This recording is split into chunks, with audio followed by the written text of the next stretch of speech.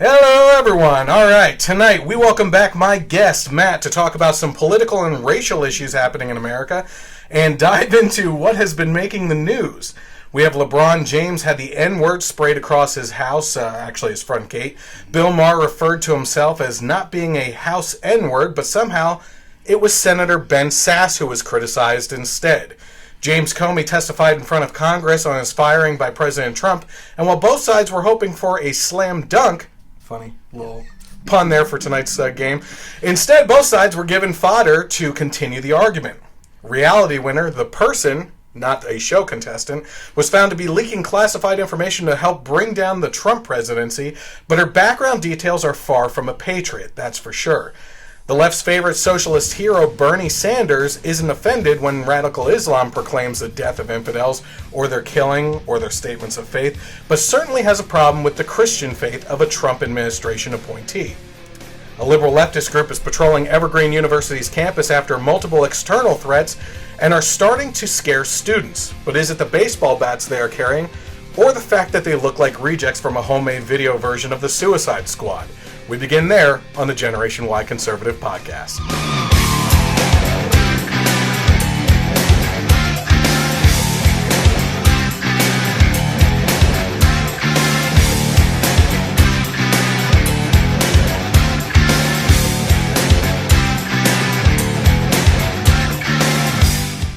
Hello, everyone. Welcome to the Generation Y Conservative Podcast. I'm glad you could be here where the truth is greater than agenda. You can follow me on my social media. Right now, you may be watching on Facebook Live, which goes live on Thursday or Friday nights. But the best way to find out on when I'm going live is to go to my Facebook page by searching for the Generation Y Conservative. And when you get there, hit like, share that around, and you can also hover over the following button and head down there to the Get Notifications. That will let you know whenever I go live with the podcast, because that's just a fun way to get a behind-the-scenes look at the podcast coming up, which always comes out in HD audio and video on YouTube, which you can find me on YouTube by searching for the Generation Y Conservative there as well. You can also follow me on Twitter and get involved with questions and comments and sharing around things I say by searching for the handle @GenYConservative without the E on the end. You'll also find the audio versions of this podcast now on Google Play, Stitcher, and now iTunes, because of KLRN Internet Radio, which you'll hear this podcast rebroadcast, basically, on Sundays from 3 p.m. to 6 p.m. I want to welcome back my guest for tonight, Matt, who is one of the hosts of Geek Nation. So you can find him online on social media. I actually tagged him within the page itself, but Matt, why don't you go ahead and tell us a little bit. Again, I always like to cross-promote and get some things done. So tell us a little bit about Geek Nation, what it's doing, and we are certainly going to go and dive into some of that stuff tonight as well. Well, thank you, Chris. It's a pleasure to be back here again. So Geek Nation is a Facebook community and group that is a people like myself who are a combination of jocks, current or former, and also are big into geek culture, so people that can talk to NBA finals like that and all of a sudden be talking about anime, movies, film, music. So we cover a lot of different topics. We have a podcast ourselves, the Original Geek Podcast, that you can find on YouTube as well as on iTunes. Just search the Original Geek Podcast. And like I said, we have a Facebook community and hoping to do a little bit more on the video aspect this summer, Lord willing. But we're just people who love sports and who love geek culture, that love combine the two and sharing that. Do you want me to get into some other project that you're working on too? Yeah, that's cool. Go ahead. Pardon me. I am also an entrepreneur, so I currently have a Kickstarter going on for a faith-based apparel brand called In His Image. You can search that on Facebook, just search In His Image. On Twitter at In His Image LLC, or on Instagram In His Image _apparel. We currently are in the midst of a Kickstarter. As a solo entrepreneur, it's tough to raise funds. So I saved I needed $8,000. I saved $2 myself. So my current project goal is $6,000. A lot of great back rewards there. Shirts, I got music, that some wonderful hip hop artists gave and a wonderful DJ friend of mine mixed as a great reward. So I really appreciate the help that we've gotten so far. So if you're a person of Christian faith, it's particularly for that. But of course, anyone can, because one thing we do is we are big on philanthropy. We're a lifestyle brand focused on expressing the external Jesus Christ impact externally as well as internally. So we're big on doing that through our fashion and through philanthropy. So 10% of every quarter's profits get donated to a particular organization, which you can go onto the Kickstarter as well as the Facebook profile to learn more about those particular organizations. They're not big ones, or ones that I personally know of, so I know where the money's going, and I can trust that the people are actually getting help and not like going to the Red Cross, something like that. Is that a consistent charities that you're with? Four consistent ones. Okay. Each quarter. Okay. And then we do additional ones as going on. So along with my Kickstarter, one of my brand ambassadors, a lovely young lady, she works with Game Church, who do missionary events at different cons, and she's trying to go to not PAX. I think she's trying to go to E3, I believe. I forget. But if we hit our goal, every dollar after our stretch goal, we're going to be giving 10% to her over our 6,000 goals. So our stretch goal is met. We're going to help her try to get to that event as well. So we do a lot of...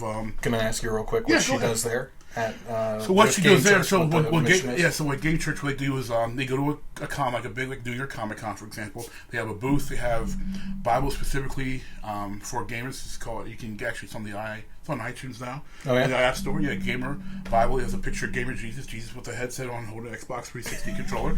But it's called Jesus for the Win. And they just go. They sit there and they are awesome. They talk about Jesus to people at conventions and show that Christians can be gamers and be geeks too, and cosplay and all types of stuff, and without having to without compromising. So as it's got representation right exactly. here, and they're of all colors. Exactly, it's the best thing ever. It's great. So it's one of the, I personally want to do that myself. One of my goals is to actually join them. Yeah. And they're a great group. So you should add yourself. You play a little bit. Add yourself to the community. They have a community. I actually, as soon as you mentioned, they're on Facebook. Game Church. I follow them. Yeah, Game Church, and they have a Facebook community called Game Church City that you don't have to be a Christian to be in. There's a lot of people in the community that aren't Christians. There are atheists, there's Muslims, there's agnostics, so that are in the community because we love talking about gaming and the culture, and we're a safe place where you don't have to worry. We don't have to worry about people being vulgar or people being rude, and if they are, the admins are quick to get rid of trolls. So awesome. It's a really cool place to hang out. So. We're actually going to be getting back into quickly some of the geek culture type stuff, specifically gaming and movies, before we actually get into some of the bigger topics. And before we go into that, though, I want to... Oh, thank you. Here you go. It's okay. My lovely assistant. Okay, so before we get into that, though, he was mentioning charities that he's involved with. I want to talk about some of the charities that we're involved with. This month, we are spotlighting a charity recognized for their great efforts here in the Lehigh Valley. Whereas last month, I mentioned last time we focused on a men's charity. This month is a woman's charity, or a charity for women, called Truth for Women. Now, the Truth for Women's mission is providing restorative care for sexually exploited women and increasing awareness. And I just want to give you some facts about sex trafficking. 1.2 million children, mind you, will be forced into sex trafficking. Trafficking is the second largest criminal industry in the world and is the fastest growing. Here in America alone, the average age of a sex trafficking victim is 12 to 14 years old. Worldwide, some victims are as young as 5. 27 million people in the modern day slavery.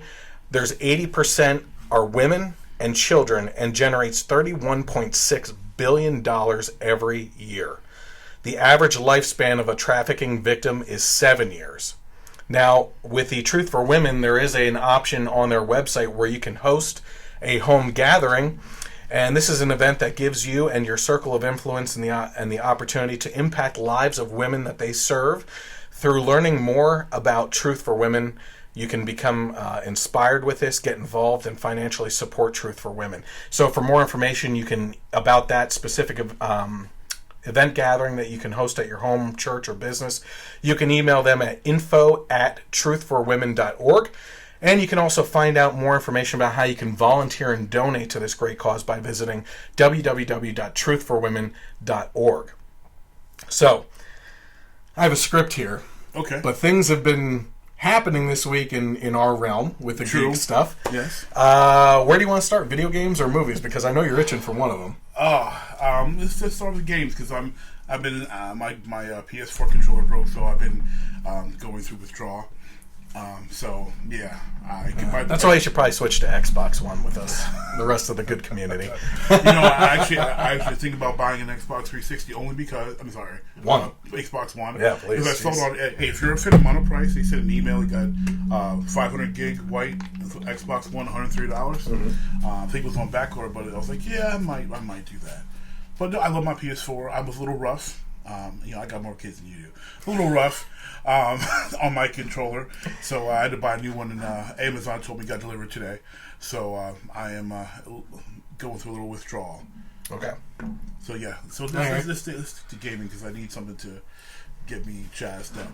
Absolutely. Well, the one thing that you mentioned was E3, and E3 is actually starting on Sunday with Microsoft's press conference beginning at 4:45. Yes. What's going to happen with Scorpio? To be honest with you, Scorpio, that's like down the line for me. Like once this thing craps out on me and everything, but and that kind of system, you need a 4K or 8K television for it really to pop and everything. So that's like investing a lot of money, a lot of time into that stuff. But I am excited about some of the things coming up. I've actually been part of the alpha testing for a rare game called Sea of Thieves. Yes. It's a pirate game, and it's phenomenal. Okay. It's great. Okay. It's a lot of fun. It's a cartoony type game and everything, but you need the help of your whole crew on the ship to lower the sails, raise the anchor, guide the sails in the right direction, and someone watching the map while the other one's steering because you can't see past the sails. Like it is a serious pirate ship game. Okay. And then you go to battle with other ones as you're treasure hunting. It is really neat. So I'm looking forward to more information on that. Because I want to know, like, how do I get promoted from like working the sails to be like the captain? Like, because who wants to be working the sails for the pirate ship? That's boring. Well, if you're working the sails, you get to man the cannons too. Yeah, but they don't get the glory. They get blown up. Like, also, I don't know if you're familiar with the Crackdown series. Crackdown 3 is sure to be a big thing. Red Faction kind of kicked off the destructible environments, and this is going to be going with that too. Okay. I'm looking forward to a lot of things. I mean, PS4 should be showing off that Days Gone By. Yes. Have you seen that zombie game? I have. That looks incredible. My things I'm waiting for mainly would be games that keep on pushing back. Like the IGN reported recently that Shenmue 3 is being pushed back. Final Fantasy 7 keeps getting pushed back. But Naughty Dog still has me interested as far as for great, now I forget the name. It's right here at Xbox side. You don't get those awesome exclusives. Is it the little girl in the... The Last of Us. Last of Us 2, which is the best zombie game ever. Like, just phenomenal. So I'm waiting for that. Red Dead Redemption 2 got pushed back, too. So all the stuff I'm When did it get pushed back to? I didn't hear about that. I was too disappointed to read the whole article. Seriously. But you know what? It's Rockstar. I'll give Rockstar all the time they want because when they release a game, it's right. It's awesome. Like, people are still buying Grand Theft Auto 5 that came out in 2013. It's the biggest selling game of all time, I believe. Yes. Oh yeah, by far. And the updates that they push out make it a whole new game almost every time. I would like them to push out some more heists online. Yeah. But aside from that, like I'm interested for the whole gun running thing that's about to drop. All the different the light race thing like that was Tron like it was. The Rockstar, they can have all the time in the world to build, to develop games. If they bring a multiplayer component that opens up the whole world in Red Dead Redemption, I'm hoping and praying. Oh, because that would be amazing. Well, listen, I don't want to stick around too long on the games because we do have something that released tonight. Yes. While you were in the car, you got to see people posting it online because it was released during the NBA. I have not been able to see it yet. Yep. So we're actually going to talk about. We're big Marvel fans. Yes, indeed.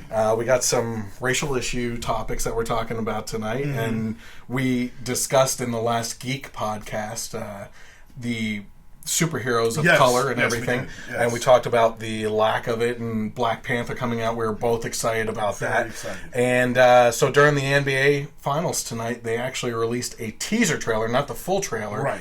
for Black Panther. Yes. So if anyone knows me and how much I love basketball, the fact that I'm here and not watching the NBA Finals shows how much I love this man right now. So we're going to take a quick look at the Black Panther trailer, which is the first time for Matt to see it. Stop talking and run it then. There we go. Tell me something. What do you know about Wakanda?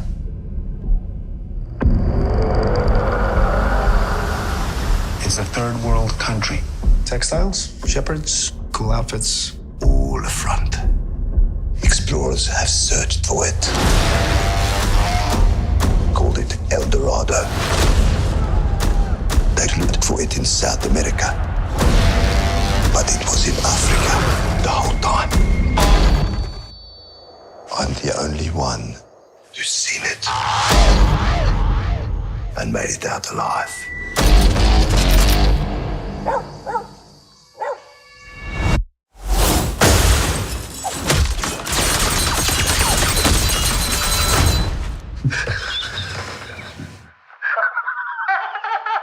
I can see you.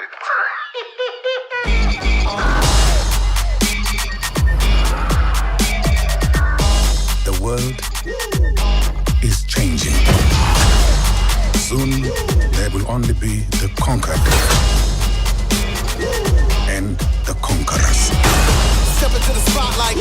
You are a good man Step into the spotlight. with a good heart. And it's hard for a good man to be a king.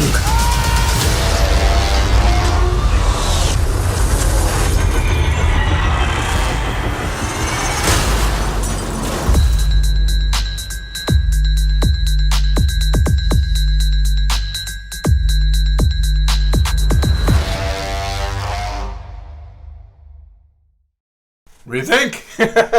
Oh man! I mean, I've been almost literally salivating for this film. I've been a Black Panther fan ever since I was probably 8 years old in my grandmother's house in Wayne, and I snuck upstairs to the attic where I wasn't supposed to be, where my Uncle Van's room was, and he had my Uncle Van, my Uncle Steve, and my Uncle Christopher all had big comic book fans, all had comics, old comics from the 60s and 70s. So I found in Avengers. It was during the battles with Magneto, because he was actually originally Avengers. And because the Maximoff, it's his kid, so Quicksilver, it was Scarlet Witch. So I'm reading this and I was like, oh, this guy Black Panther, cool. And most of the time his mask was on the entire time, so I didn't know much about him. So I asked my uncle about him. He goes, "Oh, I'm Black Panther." He started telling me about him, and so I've been a Black Panther fan most of my life. Mm-hmm. So I don't. Do you recall? I think it was HBO. I forget what network it was, but they had a stop motion cartoon for Black Panther. It was rated, and you didn't. Okay, no, watch it. Djomu Dusunu, I think how you pronounce his name. Okay. The black dude from the African brother from Gladiator. Okay, yeah. He was in Guardians of the Galaxy. Yes, yep. He voices Black Panther in that. Nice. It's really the episodes are short; they're like 5 minutes long or something like that. But it was excellent. Yeah, really good. So it was a movie, not a series. No, it was a series of shorts. Okay, so it's like 5 minutes, like 8 5-minute shorts, something like that. But it was excellent. And just having that a couple years ago was like, okay. And then when obviously they announced the film, they were going to go into production. I've been geeked out for this, for years. Yeah. So, listen, I read the synopsis this week for what the film is actually about.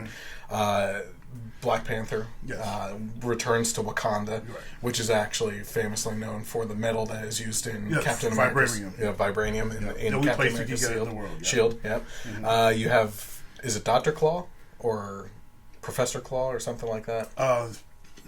It's been both, but I believe it's Professor. So played by the guy who does Gollum and everything in the Lord of the Rings, but he returns home to Wakanda as the new king because his father was killed in the Civil War. Correct. And there is a battle for his throne. For the mantle, yes. Yep. So he has people within his country that are battling for the throne. That's actually how the Black Panther gets chosen. Okay. Every successor fights for the right to become the king, be the king of Wakanda. So Michael B. Jordan's looking like a bad guy in this one. I'm actually glad. As much as I like Michael B. Jordan, sometimes I've been like, okay, he's always a good guy. He's not the good guy. Right now, he's the hot African, American, as far as black actors. He's been almost everything lately. Fantastic Four, Creed, he's been in a whole bunch of things. He's what's hot right now. Same with Zoe Saldana, the female side. She's what's hot right now. I love him. I'm glad he's in this. Because at first I was like, oh, Michael B. Jordan again? Like, I love the dude, but stop pushing Michael B. Jordan on my face.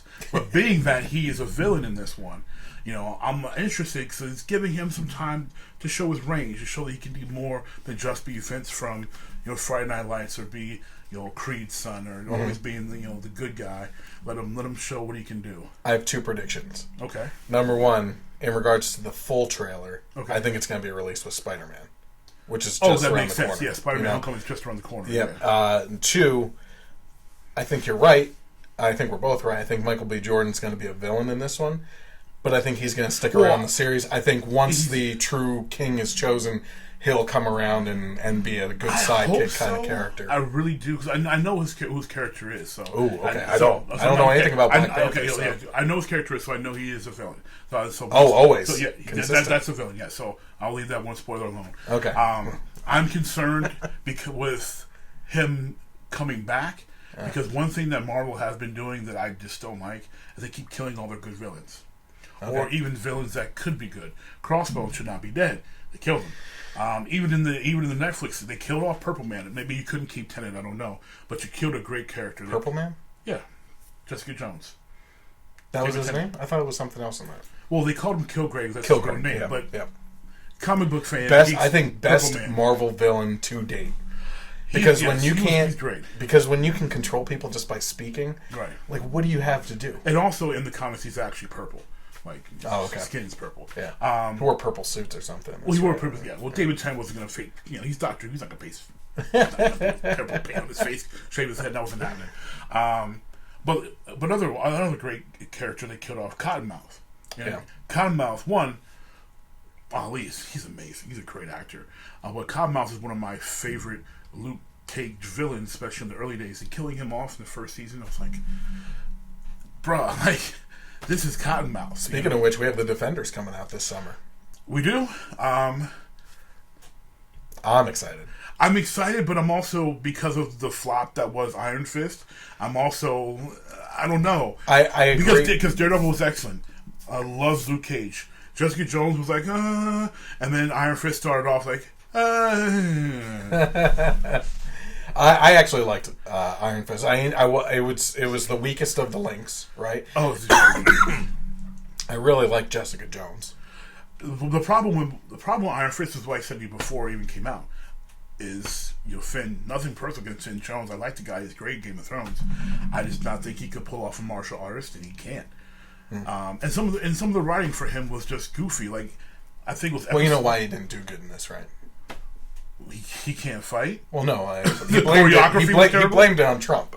Oh, I don't know if you heard about that. No, are you kidding me? Are you kidding me? Non-success of it. He blamed the failure of the show on Trump. Mm-hmm.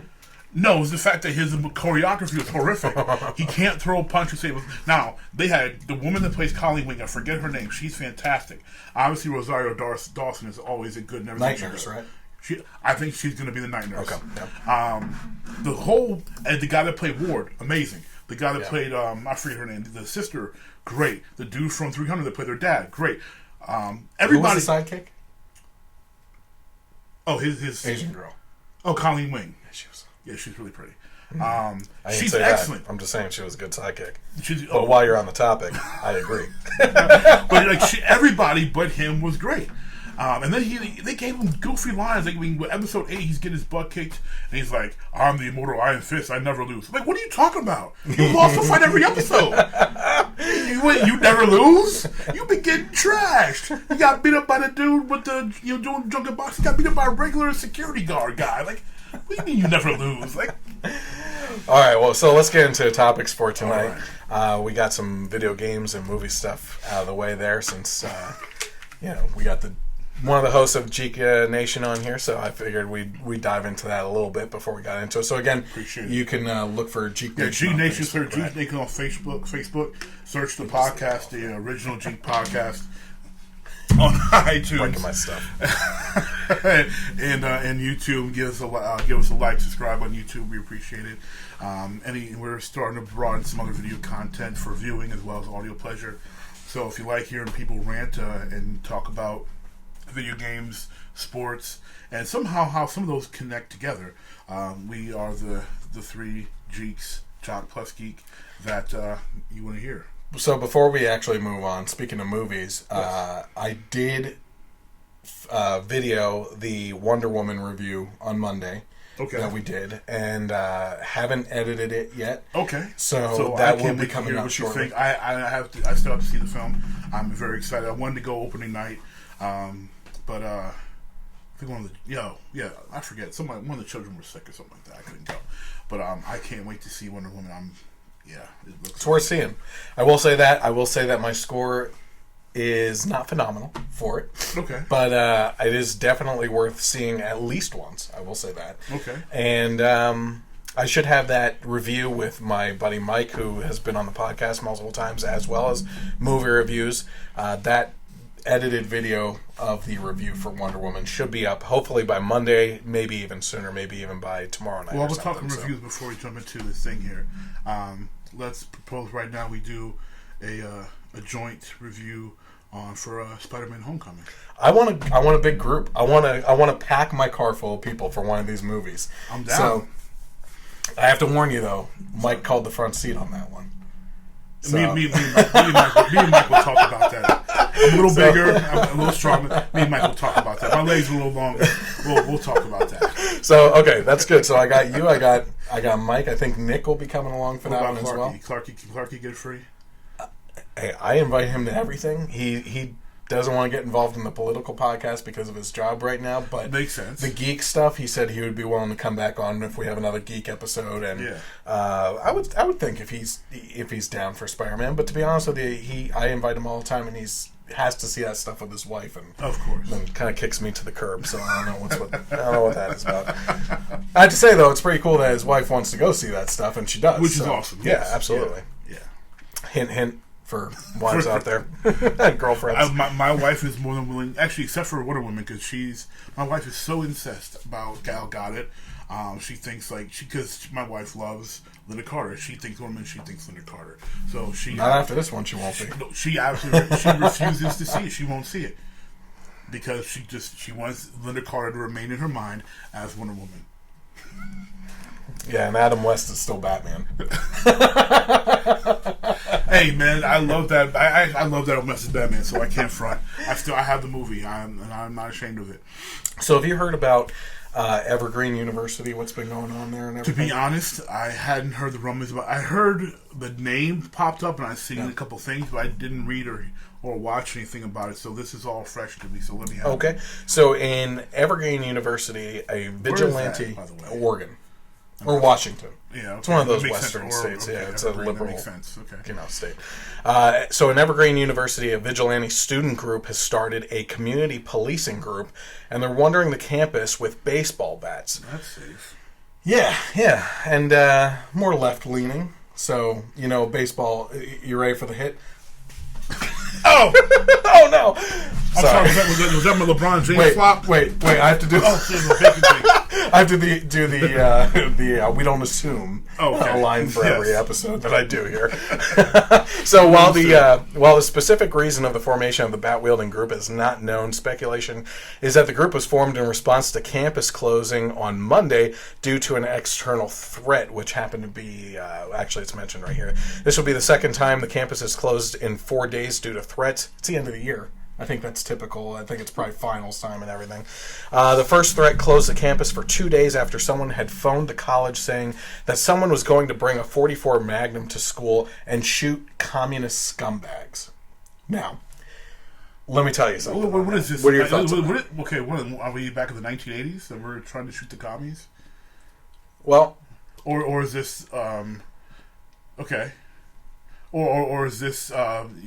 I mean, this could be a lot of things. One, I mean, this could be, like you said, it's finals. It could be a hoax for somebody. Like when we were in high school, the whole thing was, let's call a bomb scare we can get out of school. Why would they say communist scumbags, though?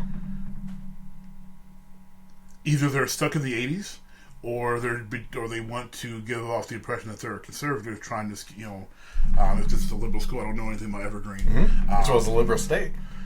Yeah, but I mean... My feeling is... There's liberals everywhere, there's conservatives everywhere. Yeah. But, if you're going to say I'm particularly going to shoot the communist scumbags, you're either... You're stuck in the 80s, or you're trying to purposely make, a particular group look a certain way. Absolutely. And I agree with you. I'm not going to discount the first one, but with so many stories over the last couple months where someone says that they were attacked by Trump supporters. And they were fabricated. And they were all fabricated. Well, I mean, not all. There were legit attacks, but some were fabricated, sadly. Yeah. And it saddens me as a person, just because there are ignorant people in this world, and we shouldn't be fabricating additional ignorance to try to drive home the point that there is ignorance. And ridiculous hatred for no good reason. That should not be that shouldn't be fabricated. There shouldn't be false reports, stuff like that. So that sounds fishy. I hate to sound jaded about it or just so dismissive because. You can't discount threats anymore. Well, you can't discount threats. There are crazy people out there. Not to go down the rabbit hole, like with what we say on Jig Nation podcast, but did you hear about Phoenix Comic Con? Oh, that someone came in with a JDS? Real weapon? No, not way real weapon. Okay, it was a shotgun or something. This man, Matthew Sellers, 29 years old, came into the con with a loaded shotgun, 3 .45 caliber handguns, a combat knife, pepper spray, and here's the kicker: throwing stars. Oh man! And he had a reminder on his smartphone that said "Kill JDF." Well, okay, I didn't hear about that. What's JDF? Jason David Frank, aka the Green Ranger. Okay. Oh, okay. Power Rangers. Yes. I'm sorry. The Green Ranger. I know. For some reason, I was thinking the Green Hornet in my head for some reason. But that dude's been dead a long time. Yeah, I know. What happened to Seth Rogen? He's not the Green. No, don't even call him the Green Hornet. That is blasphemous to any real Green Hornet fan. Come on. It was pretty crazy. Yes, to hear about that. And Jason David Frank, thank God he wasn't there at the time he was supposed to be, but they told him to come in later. Oh. And this God's hand in that one, man. This disturbed person apparently told people on Facebook that he was going to kill JDF and kill bad cops. That he could tell the difference between good cops and bad cops, so he's going to kill cops while he was there. And he started to tell people on Facebook, so of course they were able to identify him. Particular reason on that at all? No, but when the police, according to the police report, when they questioned him, he said he was the Punisher from Marvel Comics. The Punisher, he's the guy who has a lot of guns and shoots people. He said he was the Punisher, and that he had a smartphone that had a reminder set for him to murder JDF. Lovely. So you can't discount threats when even something as silly and outdated as I'm going to kill communist scumbags. Mm-hmm. have to give it a small bit of credence until you know for sure.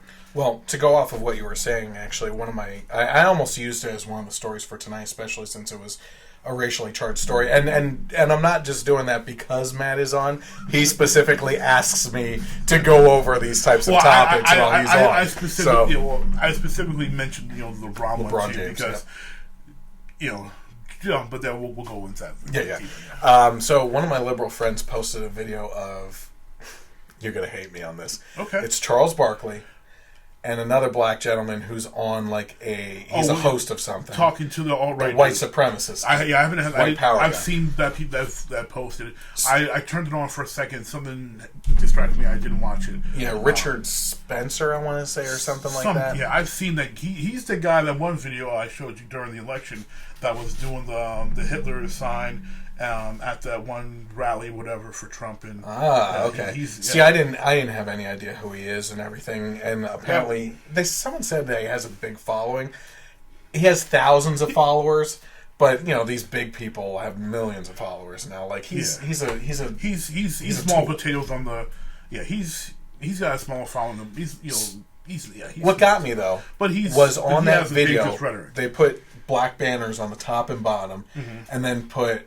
They said different things, but they also said that he was a Trump supporter, right? I didn't see that. I saw one that said black perspective meets white perspective or something like that. Mine said he gets schooled by whatever, and Trump, white supremacist Trump supporter gets schooled by black people or something like that. Okay. But what had me a little riled up about that is that at no point in that clip did politics ever come up or Trump or anything.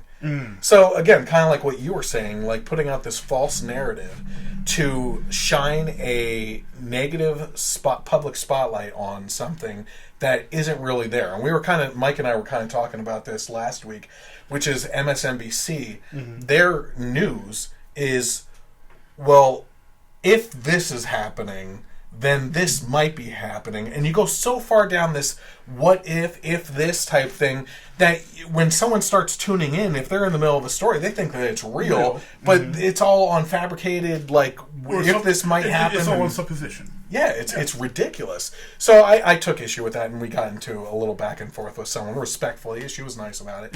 But I just hate that stuff. Trying to push this false narrative to shine a negative light on people based on. It's sad because that are connected. So much of the media on both sides is notorious for it, and you really have to dig deep to make sure you're getting accurate, especially when these videos that circulate through social media. I mean, you have to really pay attention to what you're looking at or listening to, because they put a headline on there purposely to preset your mind on what is happening, and it may not be actually what's going on. Right. I didn't even bother because nothing personal. As much as I like Charles Barkley, I'm like, I don't even want to waste my time on this video. Oh yeah. I was like, what good is actually going to come out of this video? Not much. Nothing. So, Nothing's going to change this guy's mind. This guy's probably a troll. Barkley's a very level-headed moderate. He was about to lose it. I was hoping he would. It was like go old school, throw someone through a window type stuff like he did back in the day. Well, here's another thing that I pointed out too in regards to that video is that. So I have a newspaper clipping hanging in my house that was found in one of my dad's apartments in the basement, and it's from the early 1900s, the election, one of the elections, and along the side of it, there is all the parties that you can vote for. And there were 9 parties. Yeah, there was a socialist party. There was a Democrat. There was a jobless party. It was a long list. We're down to Democrat and Republican, and parties that mean very little, unfortunately. They're not on the Richter scale, right? Exactly. And so we have nutcases like this that basically, so the person said to me, it's unfortunate that someone like this white supremacist, voted for Trump and became a representation of you guys. But who was he going to vote for? There's no other parties out there that really represent him. right? So you have to filter the most fringe people on both sides into those two parties because there isn't representation. Because there's not accurate representation for them. That's true. And I've been saying personally for a couple of years that we're going more and more into gonna have to have a multi-party system. We gotta get back to it. I don't know how. Thankfully, it looks like this third-party thing is kicking off with libertarians, at least. Right, but you truly have to.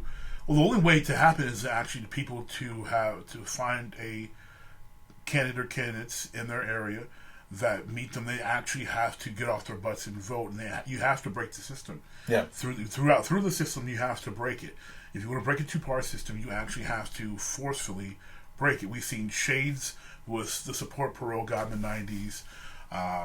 Nader, the little support Nader had to at least make some national noise. Yep. Jill Stein, Johnson making noise this time. But you really have to, if you truly, because I meet so many libertarians and stuff who decide to abstain from voting. They make a whole bunch of noise, but then they won't do it. Well, if it's really that important, and you say you're about freedom, and that person's supposed to do that for you, why aren't you taking yourself to the polls then? We're going to be talking about some of that later. I had a thought over this week that I really fleshed out. So either the status quo is not that bad for you because you're willing to sit home and let it go, because if it was really that bad, you would do a little bit more about it. Yep. So before we go on, before I forget, I actually want to show. Let's see here. These kids. At this university, with the baseball bats. So I call them the Joker rejects. Joker. So that's right. Because you mentioned the Suicide Squad. Yeah, I'm gonna block myself out there for a second, but that's the people. Okay, I understand where you got this whole reject. Yeah. What is? I don't even know what he's wearing. Right in the middle there. What is he wearing? That's your... Bruh! What are you wearing? Is he wearing a man romper? Well, it looks like he's wearing a man romper. And then you have a ginger Harley Quinn in the center there with the baseball bat over his shoulder. And what is those glasses? Why does she have green hair? Like, I have a problem with green hair, but it's like piled up like ice cream on top of her head. What is going on there? Yeah, so that's them. So anyone that likes Batman can't say they have a problem with vigilantes because Batman is the ultimate vigilante. Well, I'm telling them this. Yeah, but no. If you're walking around with baseball bats, you're a vigilante. You're a vigilante. Yeah. Now, I have a favorite vigilante, out in Washington, out in Seattle. Okay. His name is Ben Fedor. Have you ever heard Ben Fedor? No. Okay. This is real life, folks. I love this dude. If I was like rich, I would fund his superhero quest. All right, this dude dresses up in costume. He patrols the streets of Seattle. They have and he just looks for crime and he stops it. He is a mixed martial artist, so he knows how to. Oh damn! And in Washington, actually, I don't know if you know, they actually have the law. I believe it was Washington or Seattle, but there's a law that a fair combat. So as long as both parties agree, they can fight, and it's all good. No one's going to jail. So he patrols the streets, and he sees something. He stops it. He'll call the police or whatever. So he just goes, and he's in costume. He's mad. He's in costume. Do they know his name? Well, we didn't until he got arrested because somebody filed a complaint. Even though he was vindicated because he followed the law, they made him unmask himself. Very much like Spider-Man. The comic was very dramatic. They made him unmask himself, say his name. But he got on ESPN because of it. They did a little bit about it, how I heard about him. And his name is Phoenix something. His superhero name is Phoenix something. But I watched this video. Some guy was causing a row. Some drunk guy was causing a row in Seattle. He tried to cut it off, stop it. And this dude wanted to fight him. He goes, "You realize the law says if we agree, we can fight. So if you really want to do this, let's do this." And the guy was like, "Yeah, let's do it." And someone was filming 4 leg kicks and a punch. Dude, it was over. It was, But he has a kid and he wants to be able to provide a safe city for his kid. And he's like, I'm gonna become a superhero. So I just posted this on my Instagram account. Actually, there's a picture of a city where a man shows up to. He must have a police scanner, which everybody can get those, right? Police scanner, yeah. But he shows up to every police call in a Batman uniform. He doesn't do anything. He just kind of stands there. And I say, if I was rich and had the time, I would probably do that just to be funny about it. Commissioner Gordon. Yeah. Don't go in there. Go in there. I'm Christian Bale, and my accent is terrible.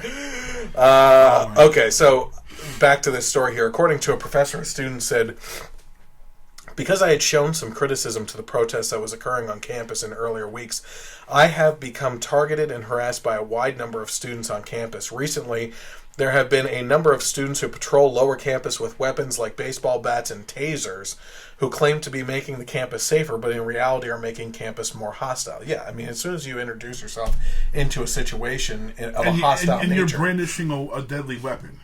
Yeah.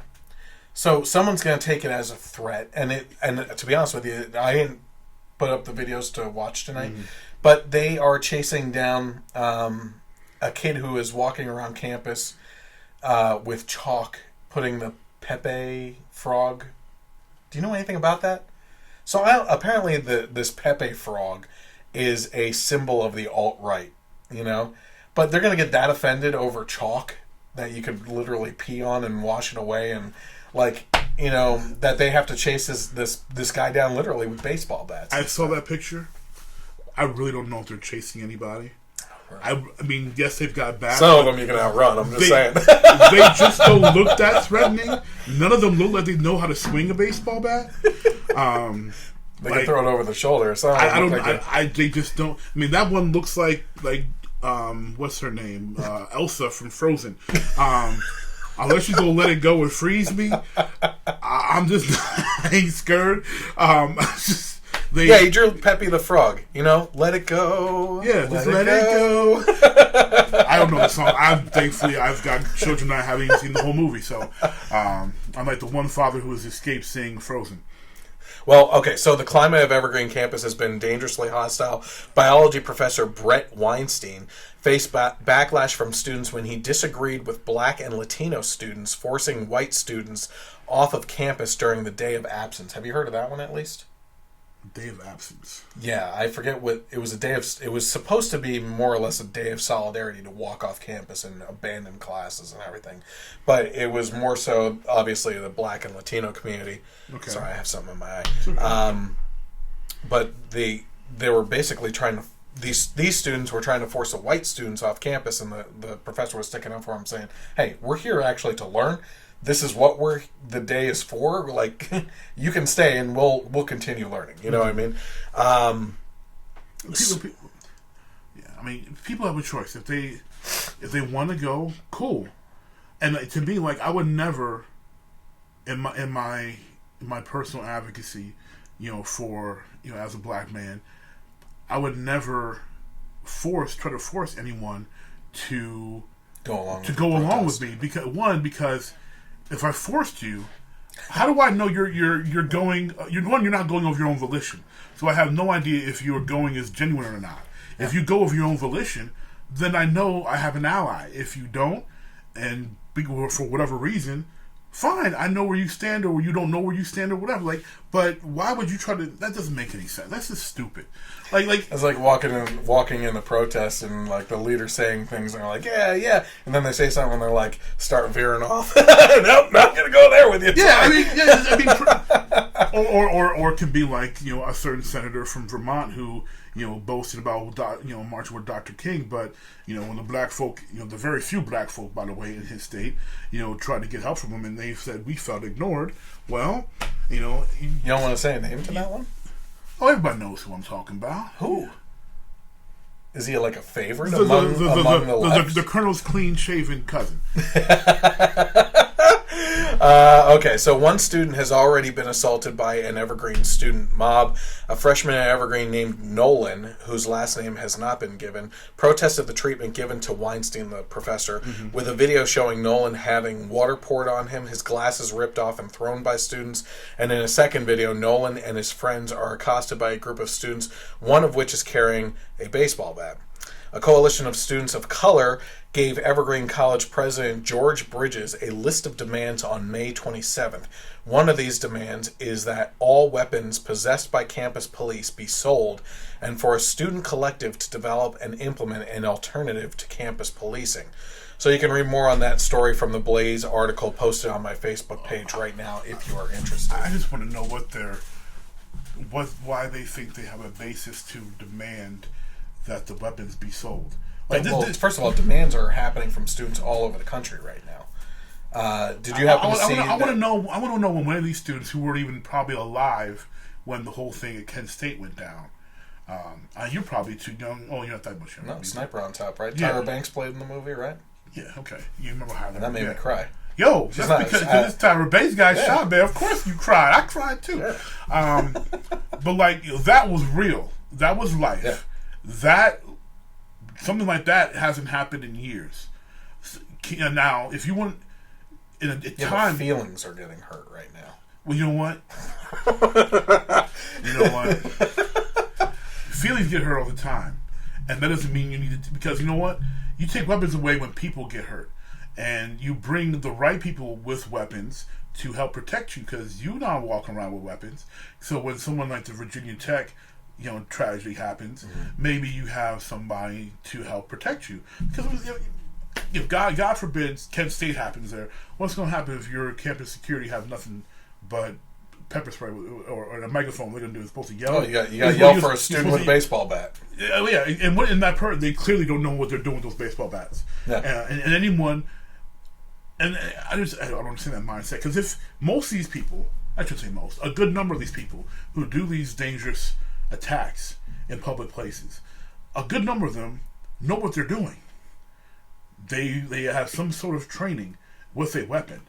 Some of them are just novices, but a good number of them lately have shown some actual accuracy with a weapon. So if you want to be in a place where you're concerned about your safety and you're going to rely on a group of students with baseball bats dressed up for a very poor rendition of Suicide Squad for Halloween, not that I celebrate Halloween, but just as an example, then campus police, who hopefully are trained to defuse situations properly with some sort of weapons, you know what? I'd say let them fine. It's a fine, then, whatever. The only person that can use a baseball bat in my mind? Negan. Which leads me to one of my favorite impressions. Can I do that? But see, Negan only does it when someone's on their knees and he's got 800. No, not true. Not true. Right?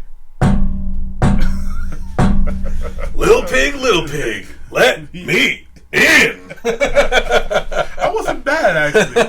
I wasn't bad. Jeffrey D. Morgan would probably smile on that one. Yeah. Okay, so let's get into some of your stories. So the one that you wanted me to highlight this week is that Lebron James in Los Angeles was vandalized with the N-word sprayed in graffiti, according to NBC News and other outlets, across his front gate. So the Los Angeles Police Department told NBC News that it responded to a call that someone had spray painted a racial slur on a gate leading to James's property in the Brentwood neighborhood of Los Angeles at 6:44 a.m., so early morning last Wednesday.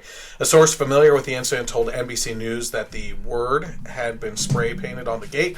The slur was painted over by the time officers arrived, authorities said. It was not immediately clear when it was first spray painted on the property, and authorities will likely check video in the area to help identify the culprit. One of the things that LeBron said was, no matter how much money you have, no matter how famous you are, no matter how many people admire you, being black in America is tough, and we got a long way to go. He also said, my family is safe at the end of the day. They're safe, and that's the most important thing. So, you obviously had more to say on the topic, though. Well, I had two, there was three big things. Obviously, one, the fact that someone, decided to waste their time to spray paint this on his house, knowing that he doesn't live in LA full time. The man lives full time in Ohio. So amateurs. If you really want to show him, I'm going to get that dirty and where I'm going to show him, my spray paint on his, on his gate to let him know how I feel. You failed because the man doesn't live there full time, and even if he did, he's working. So and he has a staff, and his staff saw it and cleaned it before he even found out. So your toughness that probably got caught on camera. Hopefully, it probably did. If he's got any sense, he's got enough cameras that it got caught on camera. Oh yeah. Lasted probably a matter of an hour or two, and all you did was nothing. I mean, you accomplished absolutely nothing. I wanted to highlight the fact that LeBron handled the situation extremely well. Yeah, absolutely. With extreme class. Did you listen to get a chance to listen to the press conference? No, I didn't. Okay. I had one problem with the press conference that he said. He kind of made a loose connection to this incident to Emmett Till, which is ridiculous. To what? Emmett Till. Okay. Go ahead and explain, because I don't know. You don't know? Okay. If you don't know who Emmett Till was a young black man who was murdered after he allegedly said goodbye, baby, to a white woman in the South. He was originally from Chicago. And I believe he was in Mississippi when it happened. But they took him, they murdered him, they beat his face and dropped him in the river. How long ago was this? This was in the 1960s. Okay. I'm surprised you didn't hear about this because the woman who accused him recently admitted. Okay, so it wasn't his love interest or anything. No. He was, remember, he's from Chicago. He was down there seeing family, bragging about how he had this white girlfriend, stuff like that. Been a little flirtatious apparently with this white woman. I believe her husband and her son find him, take him, murder him. They lynch him. He's getting lynched and he's left in the river. That was a very big event. During the civil rights era, it was like, hey, look, this is what's happening to us. Yeah. Very recently, I want to say late last year, the woman admitted that she lied. Last year? Wow. Yes. And the reason why she decided to come out and admit that she falsely accused him and got her murdered for no reason was because her own son passed away of natural causes, of course. And she felt pain of loss for her son. And then decided to thought to herself, I wonder how that poor black kid's mom felt when she lost her son all those years ago. How old is she now? 80-something, probably. Jeez. But, so LeBron made a slight, allude to Emmett Till with this curse situation, which is ridiculous because Emmett Till was murdered, and it's nothing compared to Emmett Till. So what was the context? The context was what happened to LeBron, which was nothing, and he brought up Emmett Till as comparison, as a highlight. This is an event. It's like no. What happened to Emmett Till was tragic. What happened to you was stupid and petty. Was it racist? Sure, but it was petty. You spray paint that you didn't even see. That part, I was like, LeBron, okay, either you're reading a speech that someone wrote for you that they shouldn't have put in, or you just made a bad analogy. But for LeBron, and what I loved about LeBron said, especially, was one, you can tell LeBron's not worried about him. He doesn't care. He's worried about his kids because his kids shouldn't have to endure that, and he's also wants to, and he makes a very valid point that. I've been saying it, and I continue to say in different conversations, especially circling around Colin Kaepernick's protests and other players, people say, "Oh, they have money, they shouldn't talk." It doesn't matter how much money you have and how many fans you have. People are like, "Oh, you have money, it doesn't matter." No, it doesn't matter because at the end of the day, we're still black in America. Not everybody knows who LeBron James is. Stephen A. Smith on ESPN, he got pulled over. What position does he play in baseball, by the way? Basketball. I'm just joking. I thought you were he likes pushing my buttons. No, he knows I knew he was joking. I thought your jaw was going to drop more. He likes pushing my buttons. Stephen A. Smith from the ESPN got pulled over not too long ago, and Wait, say this again? Stephen A. Smith got pulled over not too long ago, and he was getting some pretty rough treatment till a cop that recognized him was like, "Do you realize who this is? You should probably not treat him like this because the last thing you do is Stephen A. Smith going off on you." Yeah, exactly. You don't want it's going to be national news because it's blasphemous. But if they don't know who you are, you're just another black man or another black woman or another black kid. Right. Where they don't think you should be, you're in a car they don't think you should be in, or you're just another N-word that means nothing to them. And it's sad because that there's this thought process that just because you're black and you have a certain amount of money, you shouldn't have an opinion or talk about race problems in this country. Wait, say this again. There is a thought process that if you're black and you have a certain amount of money, that you shouldn't talk about race problems in this country. Okay, That you shouldn't take a stand, you shouldn't protest, it shouldn't be something that you talk about because you've made it. That entire, and I look at people when they say this to my face, and I'm like, I try to be respectful because but I'm like, are you serious? Like, really? So because he's got money and something happens to him, he's supposed to let something go. He shouldn't address it. It shouldn't be a talking point. You got money, so because just let it go. Like, I mean, if you've got money and someone decides to call your child, you've got daughters like I do. So let someone decide to call your daughters, some crass word that's used for against women, just C word, whatever. Yep. Just because you're middle class in the suburbs, does that mean you shouldn't say anything? You just let it go. You can't address that. Well, I would say, who are you talking about? Because they're not around anymore. No. Exactly. You can't. Like, you tell me I can't address that. Yeah. You tell me Johnny Depp, who's I'm not a big fan of his work as an actor, but I hear he's a marvelous father. Those are fighting words. Those are fighting words for him. Yes. I Not think the Pirates movies are garbage. But I hear he's a wonderful father, and he loves his daughter immensely. He's a great father with his kids. And you tell me that if someone spray painted, I don't know what ethnicity Johnny is, but some ethnic term on his, you don't think Johnny's not going to say something? No. You think Johnny's not going to be animated? Because that dude is going to get animated. Listen, man, I gotta have a bottle of rum before I get into this one with you. You think he's not going to say something? He's going to say something. Not just not for him, but because his children. And it was really hard for me as a father, because with my children, my children are mixed. My children are half white, and my niece is also white. So for me, it's even harder because not only as a black man, do I have to explain to my black children what is going on when they hear things like this. I have to explain to them why people that look like mommy don't like people that look like daddy. And I have to explain to my niece. Going down a road that we've been down before. Into my niece, gets into a big conversation. Well, I'm saying, and I have to explain to my niece, why, the same thing.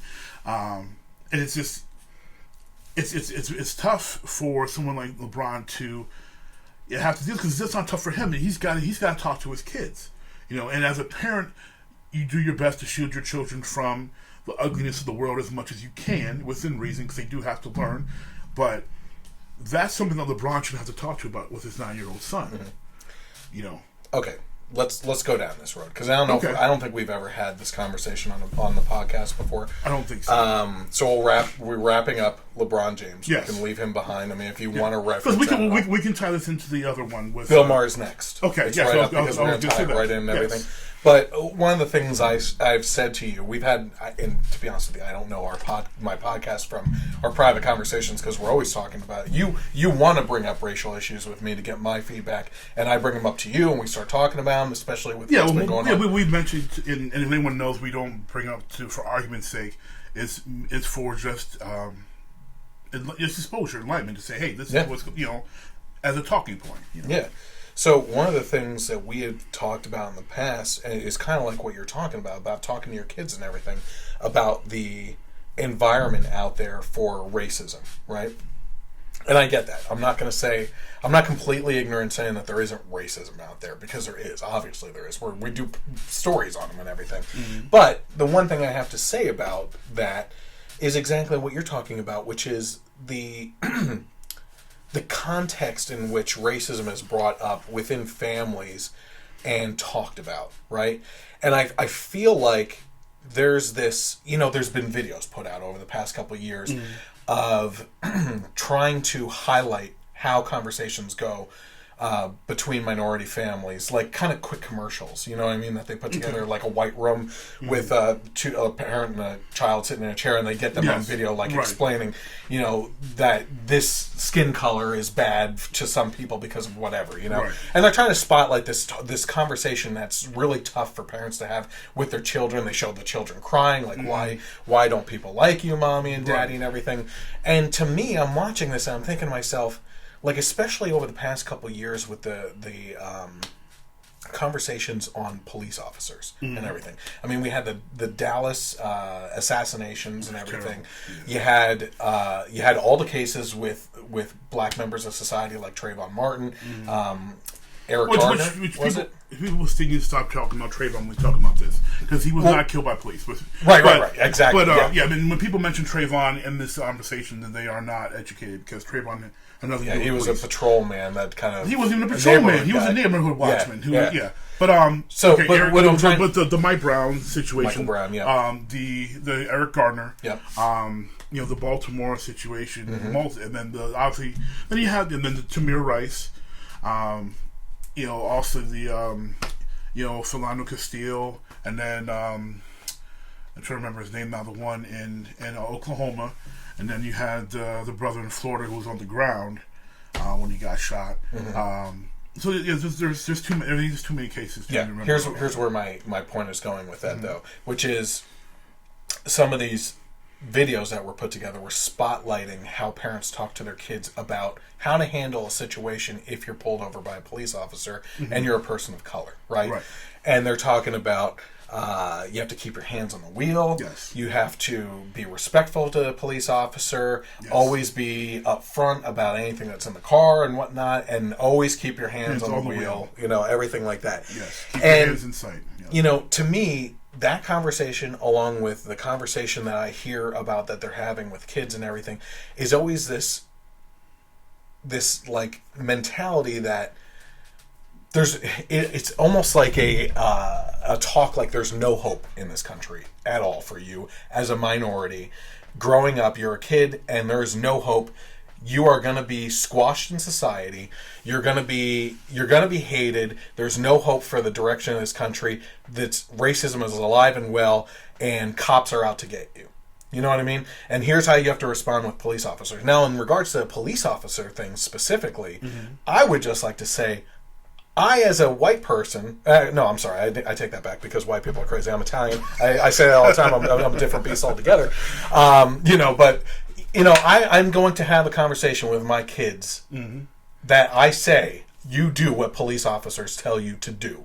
Now, that threat might not be as magnified as it is within the minority community because of assumptions, right? Right. Which I'm not going to be ignorant to the fact that those are out there. But it's these types of videos are making it out to be like white people have this privilege that they don't even need to have these talks, and they can mouth off to officers and do whatever the hell they want and get away with it, right? But I know many people. I was told growing up to respect officers, do exactly what they say, never fidget around with your hands in the car. That part is not that unique, especially for us as men. That's not given the same as much as far as from my experience, from what I've seen and heard and speaking with people to white women compared to what is told to men in general. Was men in general are always told to be respectful, because the natural assumption is that we're more threatening because we're men on top of it, and women is not. For us, I can't speak for all of us, and I know those videos you're talking about. I've seen them, and they're obviously emotional. They're produced to tug on your heartstrings. Yeah, especially because they'll always have it's always with a child. It's very rarely is it with a teenager, someone 13, 14, 15, 16 years old. It's always with a child who's probably 7 to 9, where they're so innocent into the world. They have no idea what's going on. Where their innocence, because we're like. For my personal, I really didn't experience racism until I was 7, 8 years old. So you're in an age of innocence where you see this is happening to you, but it doesn't click. You're struggling to comprehend. Yeah. And then you look at your parent like, and even if you look at your parents, because as a kid, to be honest, I didn't. My parents had no idea what I was going through. Mm-hmm. My older sister told them. Yeah, we had this conversation. I told you. My older sister told them. So, even if the kid even has, because sometimes I look back at it retrospectively, I didn't even know how to broach the subject. Yeah, because it was just like, it was shell shocking. So as I got older, and then it was time for me to learn how to drive, and by this time we know each other, because and I'm living out, I'm living out in the country now. So I had him drive out here tonight in the dark into the country. In the country. So it's even, for me, it's an even greater concern. So my parents had the conversation with me about how to behave, and it was never this whole thing of like, there's no hope for you, because they didn't raise me that way. I look at my parents and how hard they worked, and how hard especially my father worked, and how hard my mom worked to be successful, people of color in this country, where they could afford to do the things that they want to do. They could afford to actually give my siblings and I opportunities. So I never had that. It was you're a young black male. This is a part of reality, and we just want you to come home safe. We just want you to come home. Yeah, that's what's most important. And that's okay for the conversation. Yeah, home. But do you agree with me that other kind of conversation is out there? Like these people that just everyone's out. I'll agree with you on that the conversation is out there because they're putting it in front of you for you to see. Is it actually happening in that same tone in black homes around the country? Probably not, because what you're seeing there is not the conversation of a black single or both parents is generally having. You're watching a production to tug on your heartstrings. If I may, real quick. Go ahead. Here's what gets me though, is all these dash cam footage and all this other stuff that comes out. Granted, we're cherry picking. I'm going to say that right off the bat. Right. But you see these individuals that mouth off at the police, right? And here's what I see in that, right? That's you. Real quick. Okay, go. Real quick. I'll let you finish. Because I just want to finish the thought. What I see there is that kind of conversation that I'm talking about has led to what may have been an innocent conversation from parents saying, "Listen, you're going to have it's an uphill from here. Sorry, that's the way it is. But everyone is out to get you, especially cops and everything." It almost sets this mentality for the young people of America of color to say, well, if that's the way it's always been, we need to forge a new path in this country and make stuff happen. And I don't mean stuff, I want to say another word, And so they think, well, if this is the way it's always been done and it's still happening, people are keeping their hands on the wheel, and this racism is still as rampant as it is, maybe I need to start mouthing off at these cops and getting in their face and actually making the news and being an example of something. That's kind of what I'm seeing. I'm sure that there's a couple who have that mindset, but even when I was more involved with the new Black Panthers and other more notable pro-black groups, that's not a message that's being disseminated. That's just asking to get that's just asking to get killed. That's not really something that's being pushed out there. I can tell you. So what is the message from people like groups like that? Because they're pushing back. There's a pushback, especially here in Philadelphia. Let me give you an example. There's one. I think it was like in Virginia. There was this one. They showed this video. It was a body cam video. These officers approaching a black man, seeing his car. They talking to him. They demand he gets out. He asks them, who they're looking for. They refuse to tell him who they're looking. They refuse to tell him first who they're looking for. Then they finally say it. He goes, "That's not me. I'm someone else." "No, you're some so and so. Get out the car." He said, "Look, I have my rights. Check. Check. You can check. You see where I've been." And they pull him out the car. They tase him multiple times. And then they find out that of course they were wrong. They got the wrong dude. Yeah. And was he compliant? No. But the man does have the right to just stay in his vehicle if you're all being ordered, and you can say, this is who I am, and he's like, hey, I can show you my ID. They didn't let him show his ID. That is not, to me, that's not mouthing off. That's saying, you know what? You're having a case of mistaken identity right now. Yeah. Now that's different. That is a lot of things that's been prevalent happening. Yeah. You do have your cases of nuts who are like, you know what, F the cops, whatever, and they get themselves hurt. But a lot of them are situations like that, wherein you have. I'll give a very veiled example because I don't want to throw these people's business out the street. But 3 women that I know were out hanging out. 2 of the women were white and 1 of the women were color. They were at one of our local Wawas, and a police officer happened to be there. And it's a great place to hang out. Yeah. Good food. And they were all having fun, acting a little silly. And one of the white women looked at the police officer and gave him one of those looks, and then fake lunged at him and said, "What, officer? Are you going to arrest me for the funk?" Wait, who said that? One of the white women. And the officer, looked at her and laughed off, and just like ignored her. And I'm like, and I hear the story because they're telling me the story. They think it's funny, and I looked at him like, "What? Yeah, are you kidding me?" And I'm like, you do realize if you did that, you wouldn't be saying anything right now. You'd be in jail. You'd be hurt right now because you physically threatened an officer.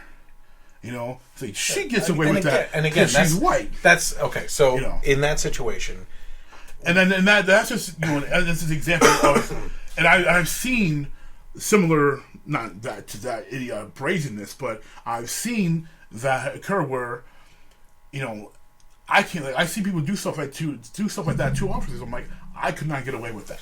Yes, but the difference is here, that is a comparison that I believe is a false narrative, and the reason for that is because no one should be doing that. Well, no, I you know what I mean. I agree that no one should be doing that. Yeah, I mean, I don't want to sit here and say, well, because a white woman got away with it, a black woman should get away with it. I'm not. Well, I don't want to say the other way around. Well, it's the same thing with the unfairness as far as the penal situation. Yeah, absolutely. It's the same thing. Which is the same thing. You're right. The 13th, same thing.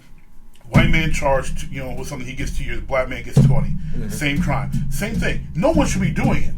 Right. But there should be an equal reaction across the board. And I agree with that. That's my thing. If you disrespect police, in the proper responses, you get cracked upside the head, then everybody should get cracked upside the head. Agreed. That's just what it should be. So, going back to, again, tied to the original point there, I'm glad that LeBron said what he said, because he made a very valid point. No matter how much money you have, no matter your position, your station, it can still be very tough being a person of color in this country, because you're not afforded the same level of respect, unfortunately, across the board. Yeah, speaking of respect for the minorities, let's go into the liberal hero late night show on HBO. What is the show called?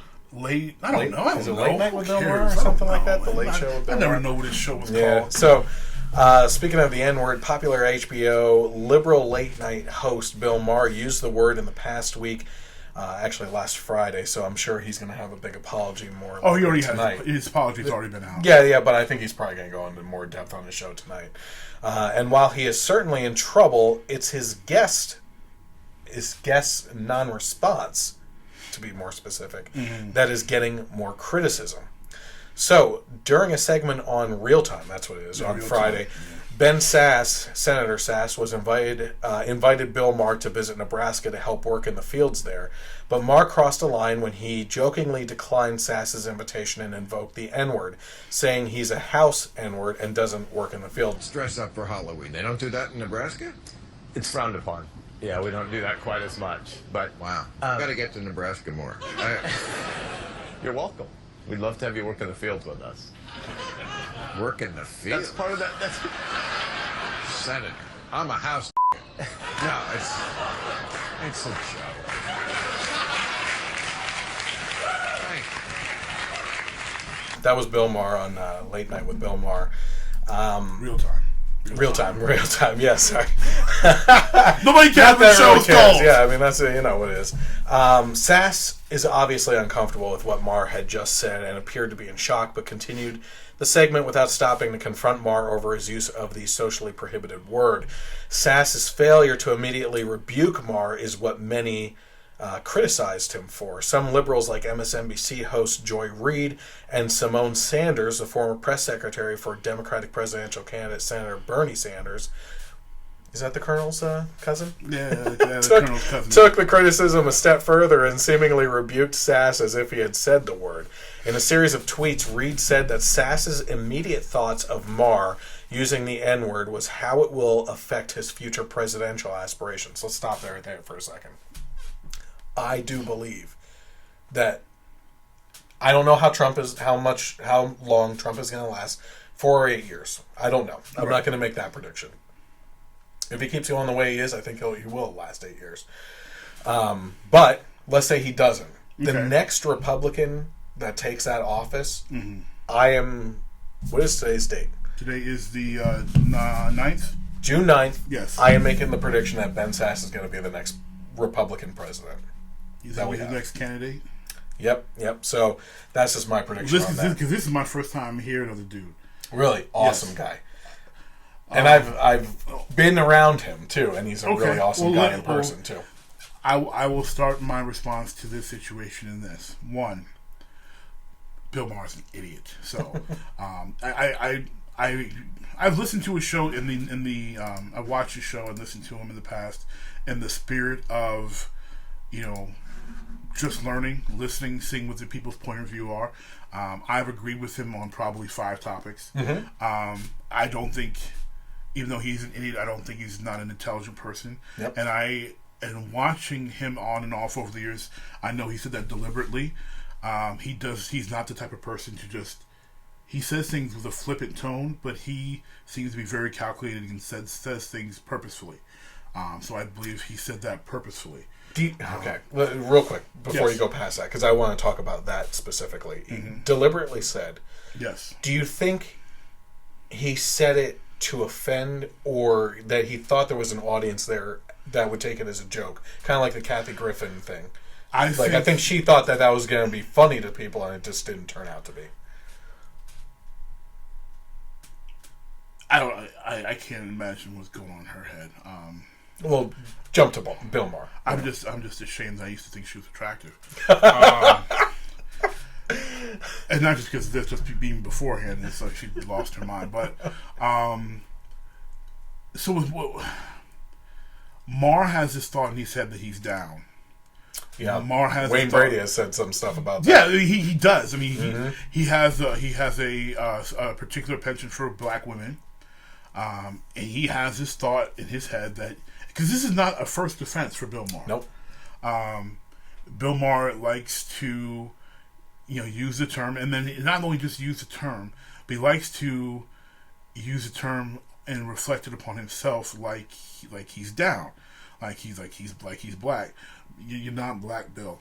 You're not, and you're not helping yourself. He's probably one of the whitest people I've ever seen. And you're not helping yourself. You're not helping us by trying to invoke that onto yourself. One, by putting yourself into a position, because I don't know how much do you know about the whole field versus house. The house servants were, in charge of dinner and serving and serving at the pleasure of the person, while the people out in the field were actually doing the hardest labor and everything. And also there was some sleeping around, I think, or rape situations in the house. Beyond just labor, yes, but beyond just labor, those who served in the house were always lighter skinned. Whether it was production of child or whatever, they were always lighter skinned. They obviously had it easier because they were lighter. So there is a lot of animosity that isn't within the black community when it comes to light skin versus dark skin. Still, colorism is a problem amongst all races, and including black people. Colorism is a huge problem. because it's different from racism, but it's a huge problem. Yeah. You know, white people have had colorism problem when it comes to the Irish and everyone else, and you know, the Sicilians being darker than all the other Europeans. Colorism is a problem. We have it to very much to this day. Like I hear people again like give Steph Curry garbage because you know, he's light skinned, and people and the eye color too, right? Right, and people like, oh, this light skinned dude, you have white. He's not half white. He's just light skinned, and like, oh, he can't help. Man can't help these light skinned. Mm-hmm. So you have that. So what Bill Maher does when he's using this term is putting himself into he's trying to act like he's down, but he's like, well, I'm down, but I'm one of the privileged ones. Because I serve in the house, pushing another narrative. You know, I don't work in the fields, you know. And the look he gave him, like, Senator, how dare you? But I don't think you really answered my question. Do you think he is pushing this narrative like he's down in a very serious way, or do you think he was joking with that? I personally want to say he was joking about it, and it just fell flat completely. Was it a joke? Yes. Is it a purposeful joke? Yes. Okay, that's a different conversation. It is a purposeful joke. Yeah. He, I'm sure he was waiting for an opportunity like that. True. Because that's just how he operates. I was glad to see a lot of black people, especially on the left, calling him out for it because, again, repeat offender. And I also do have a problem, not a huge problem. I did have a problem with the senator missing an opportunity to admonish Mahr for that. We're gonna get to that. Okay, we're gonna get to that because I had a personal situation like that I could have really taken advantage of, but it was my first encounter with racism, and I'm gonna get to that shortly. Okay. Okay, so Sanders, on the other hand, said that Sasse's failure to immediately react harshly to Mahr was evidence of a larger issue in the Republican Party. Ben Sasse on Real Time is a clear demonstration of the disregard GOP has for black people, one of many reasons they struggle with black voters, she tweeted. Sasse said that while he is a staunch supporter of the First Amendment and believes comedians have the right to use socially prohibited words, he regrets not rebuking Mahr during the interview. Sasse said that his obvious cringe wasn't enough. I couldn't say he cringed. It looked like he just chuckled. He looked like he chuckled along. No. You can see. I know his cringe from watching him all the time. I don't know the But in his tweets, he said, "But free speech comes with a responsibility to speak up when folks use that word. Me just cringing last night wasn't good enough. Here's what I wish I'd been quick enough to say in the moment. Hold up. Why would you think it's okay to use that word? The history of that word is an attack on universal human dignity. It's therefore an attack on the American creed. Don't use it." So here's what I'm going to say. So explain your similar situation. Yeah, I don't know if I brought this up to you before, but first of all, we've had our conversations where I told you flat out I didn't experience it in our school system. You know, that I didn't see. You didn't witness it. Yeah, and then I said I would have gladly and stuck up for you and the other family in the school. I won't mention names. Happily, everything. But I just didn't see it. It was obviously an undertone that I just didn't experience. But that being said, living out in the country here, you would think that this type of area was highly racist, being that far away from the city and everything. Just by stereotypical, backcountry hillbilly type stuff, Right. I mean, when I first, like, when I told my friends at Central Catholic that I wasn't coming back there, and then I was going to be going out here, they were like, "Oh, you gonna die." I think there was like the KKK out there. I looked at them, man, KKK's everywhere. Like, they, come on, like, don't even, yeah. Like, okay. But. So what happened though was I honestly hadn't witnessed true racism until I was, 28 or so. Okay. So what happened was my wife and I were invited to a wedding down in Georgia, I believe it was. Okay. Or no, it was one of the Carolinas or something. We flew into Georgia, whatever happened. Okay. And we were out at the bar at the night before the wedding, and someone within the party, very important member of the party, my wife said to him, "Hey, I don't even know his name, to be honest, offhand. You and Chris me would really get along because he's a Republican too. Now, of course, I find the term Republican offensive. I go by conservative or constitutionalist or libertarian. Right. Yeah, I'm more and more less using that word. Yeah, seriously. And his response to that was very loudly and drunk at the bar in front of everyone. Oh, so you hate ends too? And I was like, my wife and I both stood there, just slack jaw, shocked, you know. And I said, excuse me? And he said, louder. The same damn thing again. Because he thought you just didn't hear it. Yeah. And I said, no. That was the only thing I could spit out at the time. And my wife said, the night's over. You go back to the hotel room because we're down here for my friend's wedding. We're just going to completely disconnect from this situation right now and just cut it off, you know? So... we didn't want to further progress this down a road that we, you know. Yeah. So I went back to the hotel room and hung out by myself and watched TV for a while because, like, I somehow provoked it by apparently associating with the right. You know what I mean? And this guy is a nutcase. I'm sorry, but that's it was. But again, what happened was, I just was so shocked. In the context, here you have Ben Sasse sitting on a big national television show. You're on camera. You are on a very liberal show. You're definitely not expecting a racial word to come out of a liberal host like that. Granted, you have heard it from him before, but let's just go with the fact that most people like us don't watch that show, okay, or want to have anything to do with Bill Maher, right? Okay. And this guy says that out of nowhere. Kind of like me being out at the bar thinking we're out there having a good time, celebrating life and two people getting married and everything, and all of a sudden he drops that very loudly and drunkly at the bar. Like, honestly, you hear that all the time and you're used to that situation, but someone like me, that is coming out of left field and shocks the hell out of people, especially if they are not expecting. Like, okay, if I was outside of a barn where a KKK meeting was happening and I heard that word dropped, I shouldn't be surprised. But in the context of the situations here, I think okay. The state you're in, I'm not surprised. Yeah, because as a northern, for those who don't realize. Racism in the North is just a lot more covert. It's been that way for a very long time. You're rarely going to see it out in your face. It's generally going to be more covert. Down south, it's going to be a little more overt, not as much as it used to be, but a lot of people like to make it known that if you're welcome or not welcome, whether you're black, Asian, whatever, they're more willing to make it known that you're not welcome in their areas or their bars or their restaurants or whatever.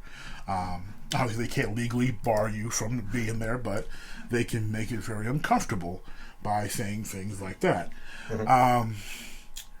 They're more willing to make it known that you're not welcome. My response to you would be this. Yeah. You, my friend, are and obviously not saying this disrespectfully, but you are just a regular guy. Senator Sasse is not a regular guy.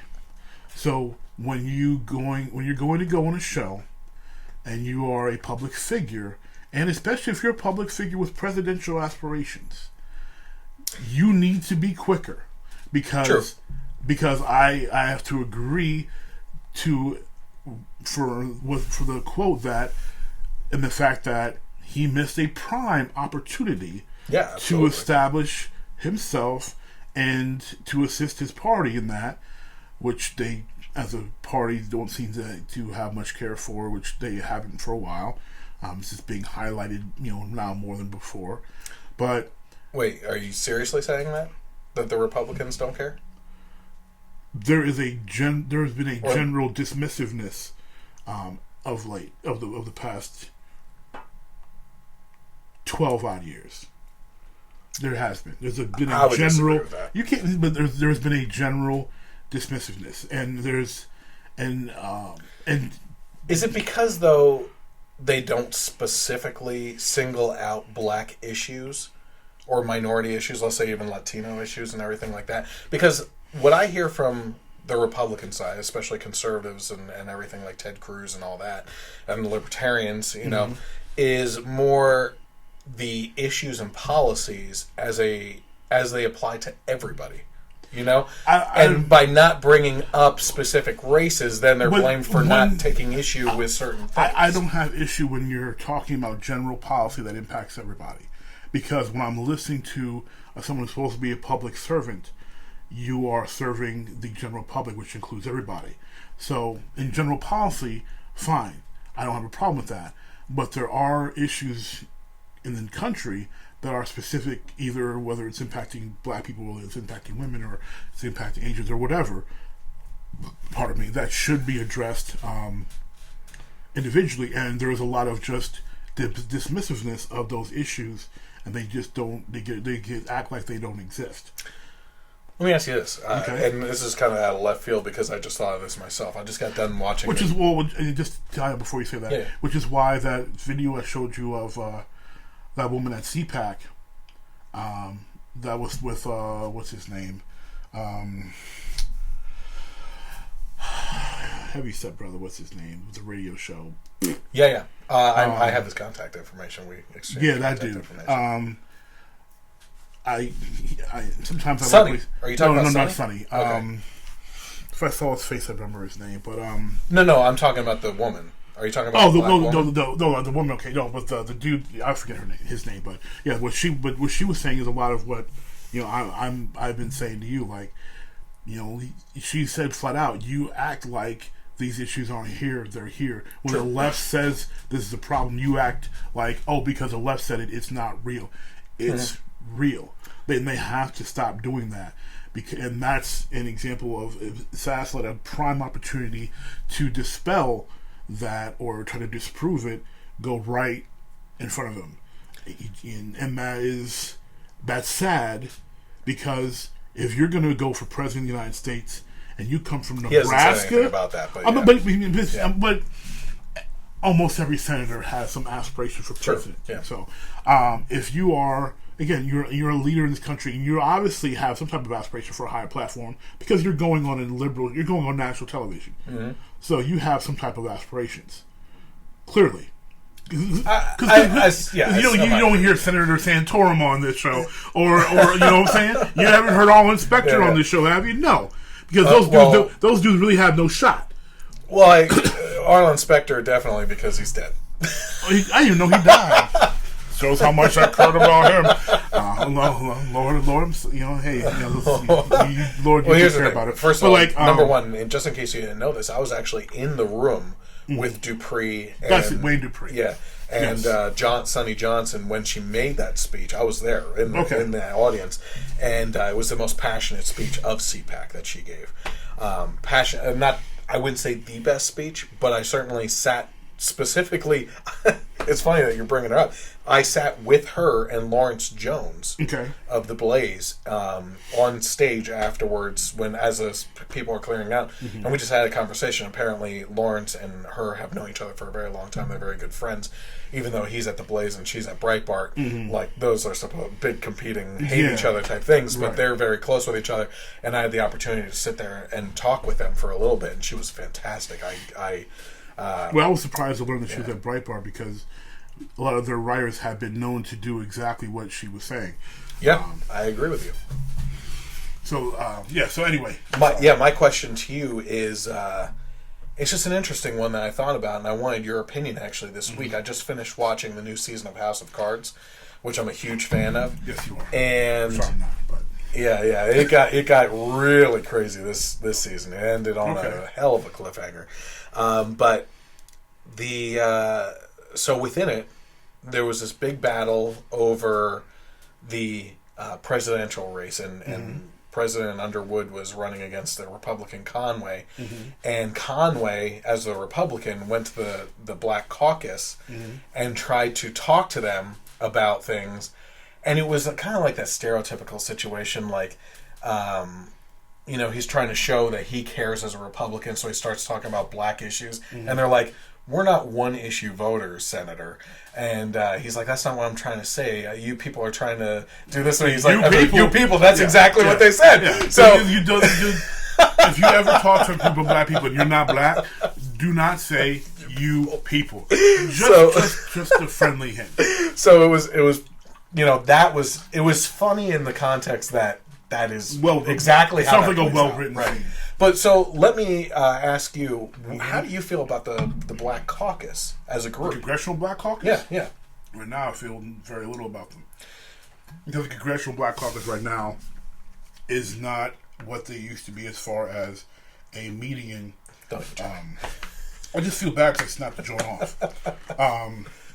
They do not represent the majority of us.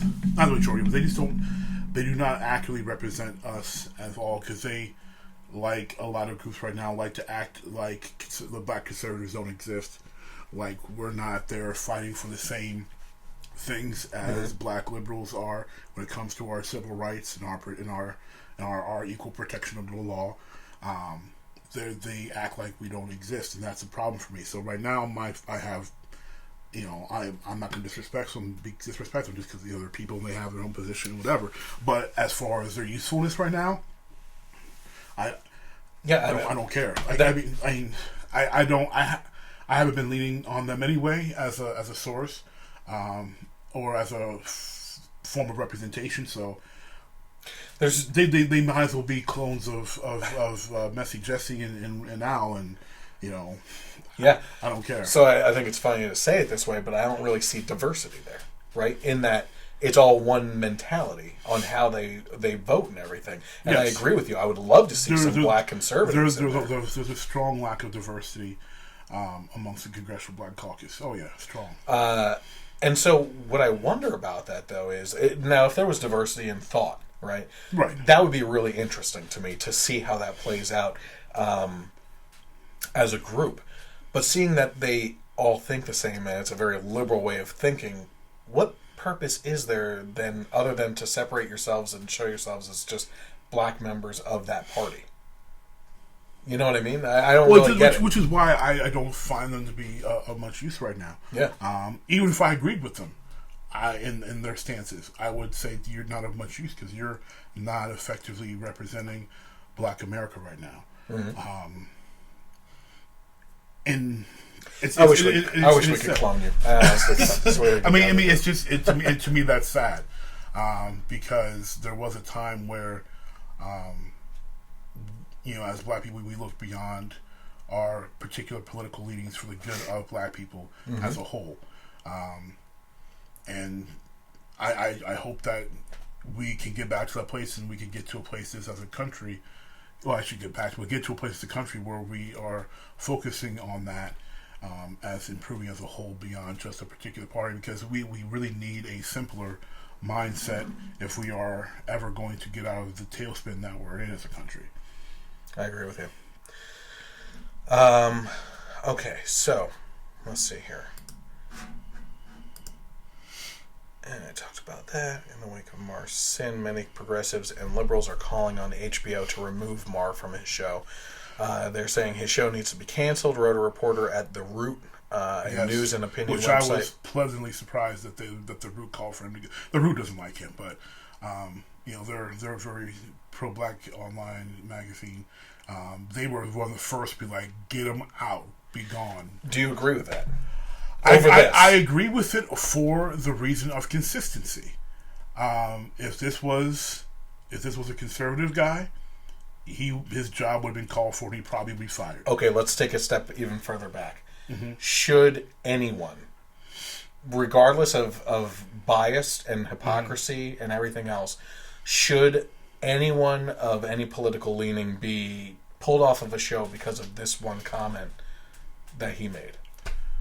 I would. Well, what would you like to see? I would say one, because again, this is not a first offense. True. And if I'm HBO, I'm a private company, and I'm about my dollars. Mm-hmm. And HBO has been very fortunate to consistently do a decent job amongst black people, whether it was the Chris Rock show or even shows that like Vice and stuff like that. The Wire, which is the greatest television show ever.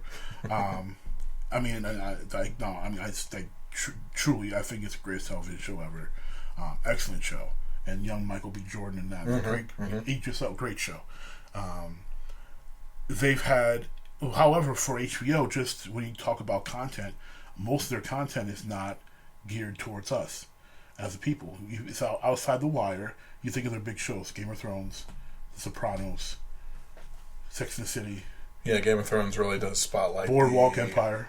Like, blacks as the servants in that show. They're hardly any. I mean, and the couple of times you see this, it was in Dorne. But here's the thing. Nathalie Emmanuel in Game of Thrones. She's gorgeous. She better not die. And the brother plays Grey Worm, but he's also very light skinned. But again, more the color problem. The color start up another war here. Yeah, but again, the colorism thing. That's but for me, but for most of us as black, like, we don't expect to see us in every show, unlike what certain groups will try to tell you, because a lot of us are sensitive. Or even other groups want for their groups. Right. Yeah, exactly. Like, one, we're content watching the show. There's certain. I've always said there's certain shows and certain things that white folk do, and like let's say Jackass, for example, that you don't see black people on, and you'll see black people on for a reason, but we're content to watch and be like, go ahead, y'all do that.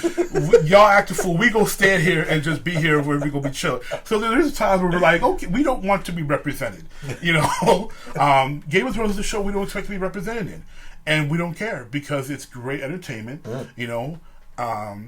There are shows. Sopranos is a great show where we were not represented, but we watched it and enjoyed it. It was an excellent program. Oh, we were represented. Yeah, exactly. So and HBO has not white people. And HBO has had like the Chris Rock show and other shows, and HBO specials where it was stand up comedy and Def Comedy Jam and stuff like that, where we've had our fair share in certain ways, and they've had a good following and consistent following with black people. I know black people that wouldn't pay for extra anything except that they would pay for HBO. Mm-hmm. So if I'm HBO, I'm a business. I want to keep my business growing strong, and I want to keep my fan base from being a little too disgruntled. On a repeat offender, what did the late great Charlie Murphy say?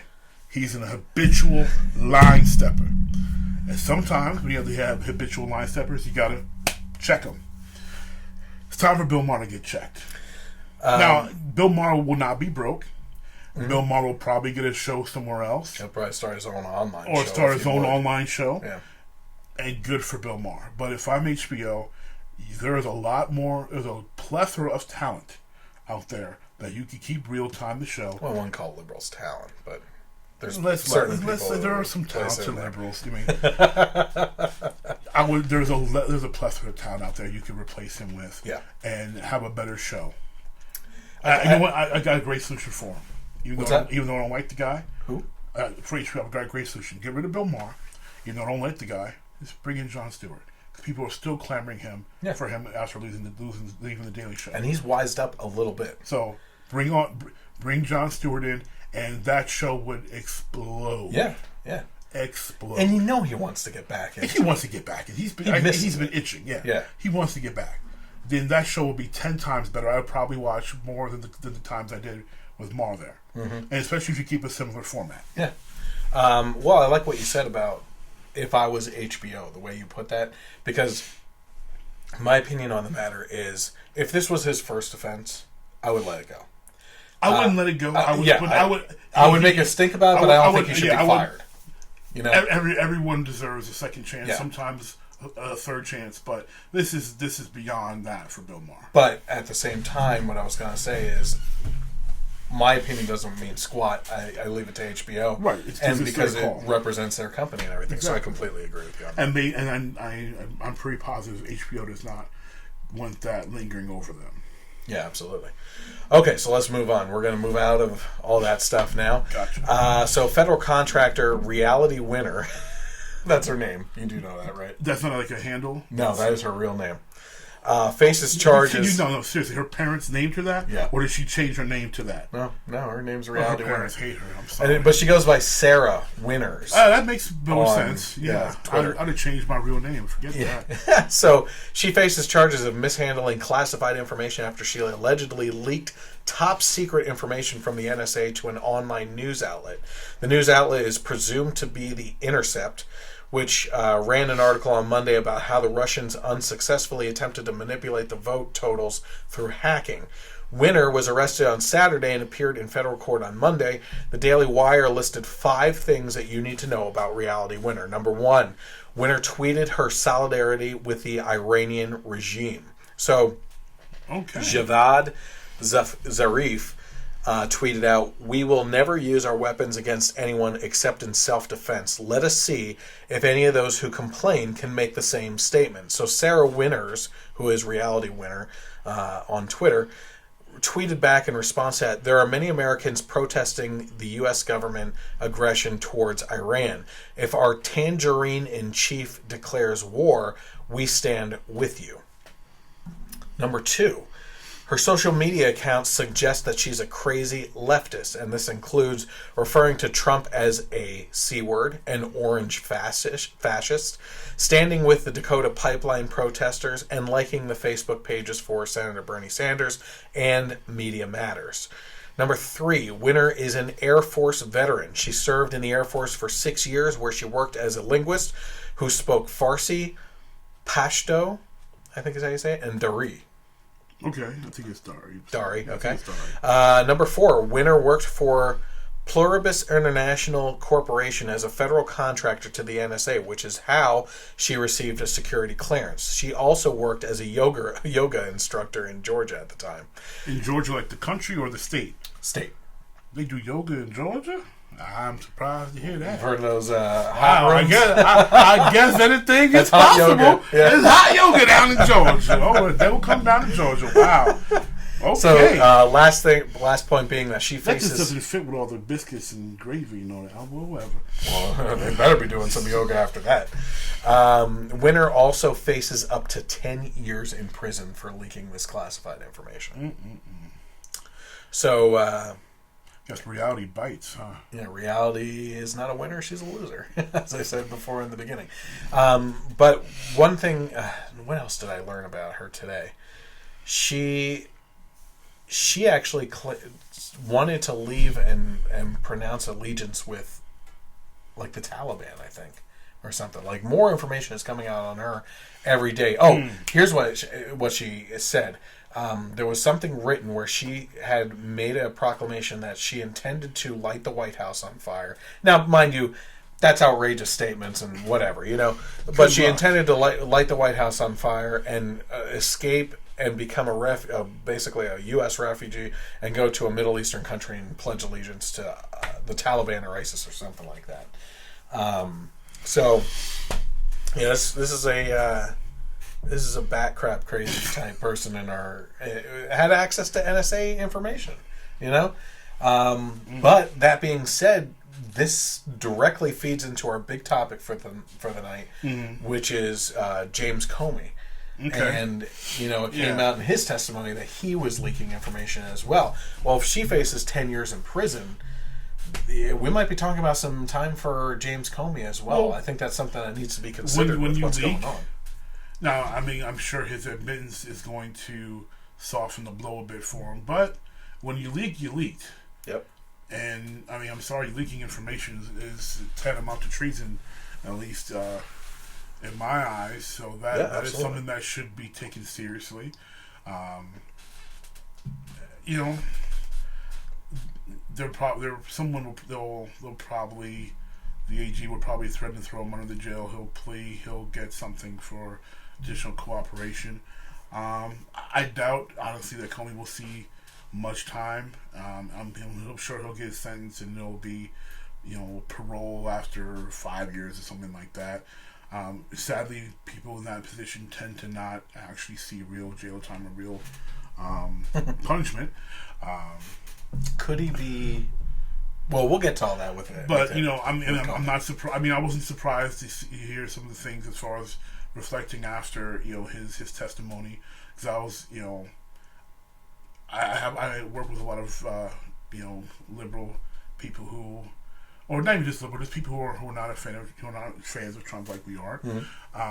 And so I was expecting to hear them, you know, like shouting, high fiving, and like and it was, you know, amazingly quiet. So I saw some things, you know, what came out of, you know, of Comey's his testimony, and I was like, yep, Okay. A lot of nothings. A lot of nothing. A lot of, that's not much. Yeah, that's just still suspicion. And you know what? Especially with the whole Russian thing. I'm sick and tired of hearing about the whole Russian thing. And here's why. Well, wait, we're going to get into Comey. We're still on the reality winner. Oh, well, but we're going to get to her because we have one more topic in between then, and we're going to really discuss that. Because he's the main topic. Well, her thing and my thing, I mean, she's treasonous. She's a treasonous blip on the radar. Yep. She's not that newsworthy. It's sad to me that you can have your ideals and they can be against mine, fine. But when you want to leak things and you want to jeopardize everyone's security by leaking sensitive information or classified information, you're no longer acting in the best interest of the country. You're acting in your own diluted self-interest or whatever those may be. You're not acting in everyone's best interest. Okay, so if you're just tuning in, this is a Generation Y Conservative podcast. I am your host, Chris. This is my guest, Matt. So you can follow me on social media by searching for the Generation Y Conservative on both Facebook and YouTube. You can subscribe on YouTube. Hit that little bell on YouTube, just so you know. And that way you'll be notified when any videos get published, whether they are the podcast, individual clips from a podcast of interesting topics, or now we've been doing the movie reviews as well, and those have been pretty popular on the channel too. On the Facebook page, go under following, hit that get notifications, and you'll be notified on Thursdays or Fridays whenever we go live with the podcast to know when to tune in, because it's a nice little behind-the-scenes thing for the final version, which is aired on Sundays on KLRN Internet Radio from 3 to 6 p.m. And you can also find the audio versions of this podcast on Google Play, Stitcher, and iTunes as well. While we're on that topic, you can also find Matt's page, Geek Nation, which combines sports enthusiasts and the geek community, whether it's video games or anime or movies and everything else. You can find him on Geek Nation. You can search that on Facebook and YouTube as well. I would encourage you to go to that. And we also mentioned earlier too, just as a little shout out, because he is trying to get this Kickstarter campaign going really hard, and I think it's a great cause. I think it's a great brand, and I think it's great clothing that I'm seeing coming out of it. You want to look for In His Image on Facebook as well, and search for that on Kickstarter as well, because they're trying to get that moving with a brand of clothing that glorifies Christ. So, especially in your life and everything. So that has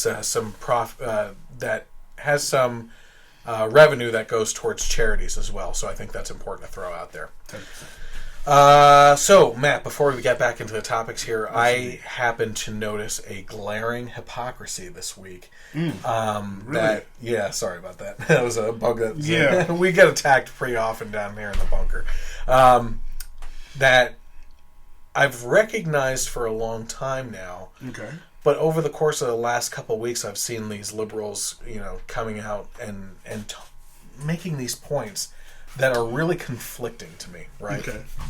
So, in the wake of the Manchester attack, the London Bridge attack, and everything, I see a lot of liberal friends and especially liberal celebrities and politicians that say that the only way to defeat radical Islam, or I'm sorry, terrorism, because I won't identify it as radical Islam, Right. is to love them, show them love, right? And yet, anytime I see those same people talking about Trump, the word hate is used, right? Yeah. So if we can, also death threats and pictures of bloody heads and all types of interesting things. Well, if we look at it, averages where they're beating him with bats and stuff like that. Yeah. So you watched the podcast, huh? No, I got into a very heated engagement with some people who, and obviously I had to educate them that while what they are seeing that's happening to images of President Trump are terrible, the very same thing was happening to images of President Obama, and I didn't hear them saying a single thing about it. And that's a problem. It should not be happening. And I said to them, I don't like President Trump. I don't like President Obama. However, I will give them the respect as human beings. And as the president, neither one should have their images burned or beaten with bats or held bloody. That's completely. I don't care what level of station they're like, oh, that person's a celebrity, so it's worse. No, it's not. You should have some respect. That shouldn't be happening. Yeah. Period. Yep. And yeah, I mean, there's a lot of hypocrisy with that, and I've called it out myself just because it's like, you don't have to like the guy, but you know what? If you're better, and they keep on quoting Mrs. Obama, they say, they go low, we go high, and I'm like, I'm not seeing a whole lot of y'all going high right now. I see a lot that seem to be getting high. And I have to say, even though I haven't been paying that much attention to President Obama post his end of his term, but from what I have seen of him, he's refused to comment in depth. He's taken a very from the very few things I've seen, he's taken a very middle of the roads, like, hey, this isn't productive, I don't want to talk about it stance. Not in regards to the Paris Accord, which he was an architect of. Oh well, and he's touched someone's baby. They're gonna struggle. I've been taking that much attention to him, but from the few things I've seen, he's been very, if it's not productive, let's not talk about it. Which I respect, because that should be what allows. If it's not productive, it's not anything. Why? I think something's brewing. Him and Valerie Jarrett are still working very closely together. I'm not surprised. Yeah. But here's my point. So the first statement is looking at this global issue of terrorism, right? And they feel that they can very easily solve a global issue by using love. But they can't even start with that type of circumstance here at home in one country by showing love and trying to change the circumstance of one person. In Trump. I'll do even better. Let's take out Trump completely out of the equation. Let's keep the equation completely on these particular people. Okay. They are also the people who will say when a Muslim attack, an attack perpetrated by Muslims, because they're not all, obviously not all terrorism is by Muslims, but when a terrorist attack that's perpetrated by a Muslim happens, they are the first to say, well, there's terrorism here with, there's, white nationalists and racists do this and this terrorism and this and this, that's terrorism. And yes, by definition, that's terrorism. You're correct. But I don't see you taking the same stance to fix that terrorism as you are trying to take with terrorism has to be perpetrated by Muslims. So you're the ones who's saying, okay, well, all we gotta do is love. So I don't see you trying to hug these white nationalists who are shooting up churches or whatever happens to be, where they're burning buildings, whatever it is. I don't see that happening. But when someone who happens to be of the faith of Islam and commits a terrorist attack, they're not a true Muslim, or they're not this, or no, this is a random occurrence. It's not a random occurrence, just like the KKK is not a random occurrence, just like a white nationalist burning a black church is not a random occurrence. If your definition of love is going to fix everything, you need to apply it to everything, and that's not the case. Well, it's funny you should say that, because there is a liberal politician, the Colonel's cousin, as you put it, who happens to believe that sticks up. I've seen before sticking up for the Muslim faith, but also apparently has a problem with the Christian faith. Oh, yeah. Well, he's also Jewish. So let's take a look. This is a little bit longer of a video than what we've been seeing. Maybe not as long as the trailer. But this is Senator Bernie Sanders in a congressional hearing or of the appointment of one of Trump's new appointees. And he is taking to task this guy with his Christian faith and basically putting a litmus test to it. So let's take a look at Bernie Sanders. Okay. And that is in the piece that I referred to that you wrote for a publication called Resurgent. You wrote, quote, Muslims do not simply have a deficient theology. They do not know God because they have rejected Jesus Christ, his son, and they stand condemned. End of quote. Do you believe that statement is Islamophobic? Absolutely not, Senator. I'm a Christian, and I believe in a Christian set of principles based on my faith. That post, as I stated in the questionnaire to this committee, was to defend my alma mater, Wheaton College, a Christian school that has a statement of faith that includes the centrality of Jesus Christ for salvation. And again, I apologize. Forgive me. We just don't have a lot of time. Do you believe that people in the Muslim religion stand condemned? Is that your view? Again, Senator, I'm a Christian, and I wrote that piece. Well, what does that say? The statement of faith of Wheaton I College. understand that. I don't know how many Muslims there are in America. I really don't know. Probably a couple of million. Are you suggesting that all of those people stand condemned? What about Jews? They stand condemned too. Senator, I'm a Christian. I understand you are a Christian, but this country is made up of people who are not just. I understand that Christianity is the majority religion, but there are other people who have different religions in this country and around the world. In your judgment, do you think that people who are not Christians are going to be condemned? Thank you for probing on that question. As a Christian, I believe that all individuals are made in the image of God and are worthy of dignity and respect, regardless of their religious beliefs. I believe that as a Christian, that's how I should treat all individuals. And do you think your statement that you put into that publication, they do not know God because they've rejected Jesus Christ the Son and they stand condemned, do you think that's respectful of other religions? Senator, I wrote a post based on being a Christian and attending a Christian school that has a statement of faith that speaks clearly with regard to the centrality of Jesus Christ in salvation. I would simply say, Mr. Chairman, that this nominee is really not someone who is what this country is supposed to be about. I will vote no. Senator Gardner. Can't say I'm surprised on how he... No, but Bernie was a dick. Well, sorry, that's what happened there. Well, what you may say is that here's the problem. Bernie Sanders knew exactly what he was asking him. Yep. Bernie Sanders knows the tenets of Christianity enough to know that when he was asking the question, the way he was asking it was not in the tenets of salvation or the spiritual aspect, which is what the condemnation is referring to. He is referring to it as a physical and this realm standpoint. He was trying to drive that point home and trying to make this nominee admit to something that he could be looked upon on as Islamophobic, whatever words they want to make up now. I think this guy handled himself very well. Yeah. And he didn't say anything that I love the way he rephrased it. He said, "Look, this is I'm a Christian. This is what I believe. I believe how everybody should be treated, and I'm gonna, I would do that as such." And he didn't fall for the admission that Bernie was trying to get out of him. To admit that non-Christians are going to burn in hell, basically. Which again, that's to the tenets. That is what will happen. And then, some people. The problem is some people can't say that tactfully. Right.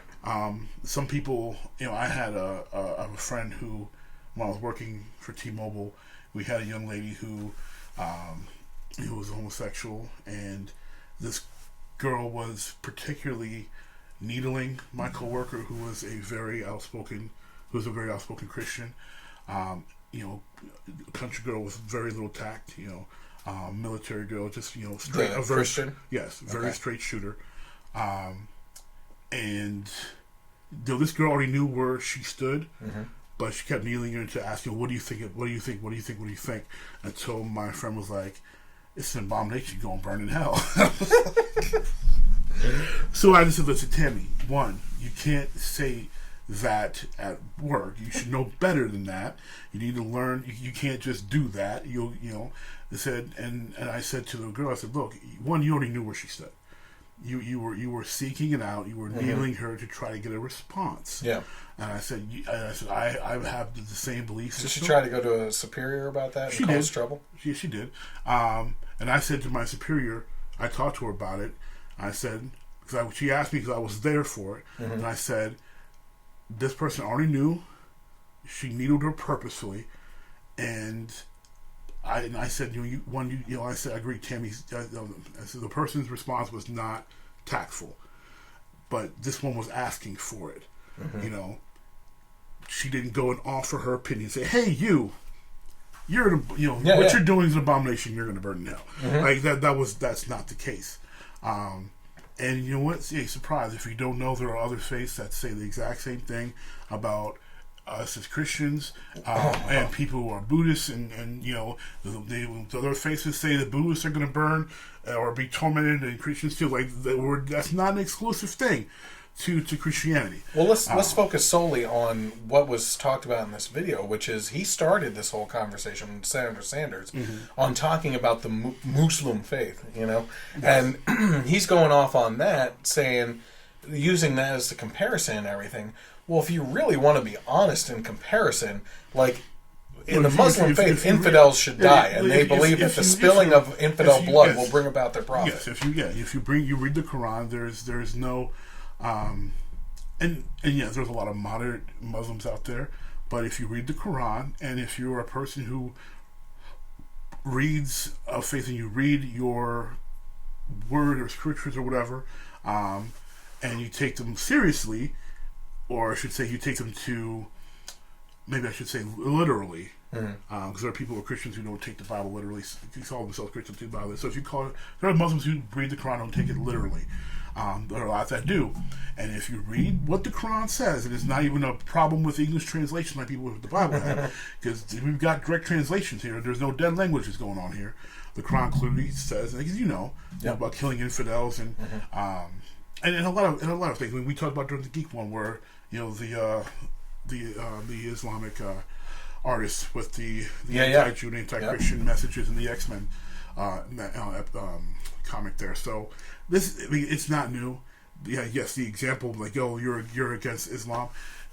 Islam is, as a faith, is not the friend of the Christian faith. Those faiths are not going to coincide, and the basic tenets of them are not going to coincide as far as when it comes to salvation and the but nowhere does it say, and that's that nominees. So, but nowhere does it say to mistreat people.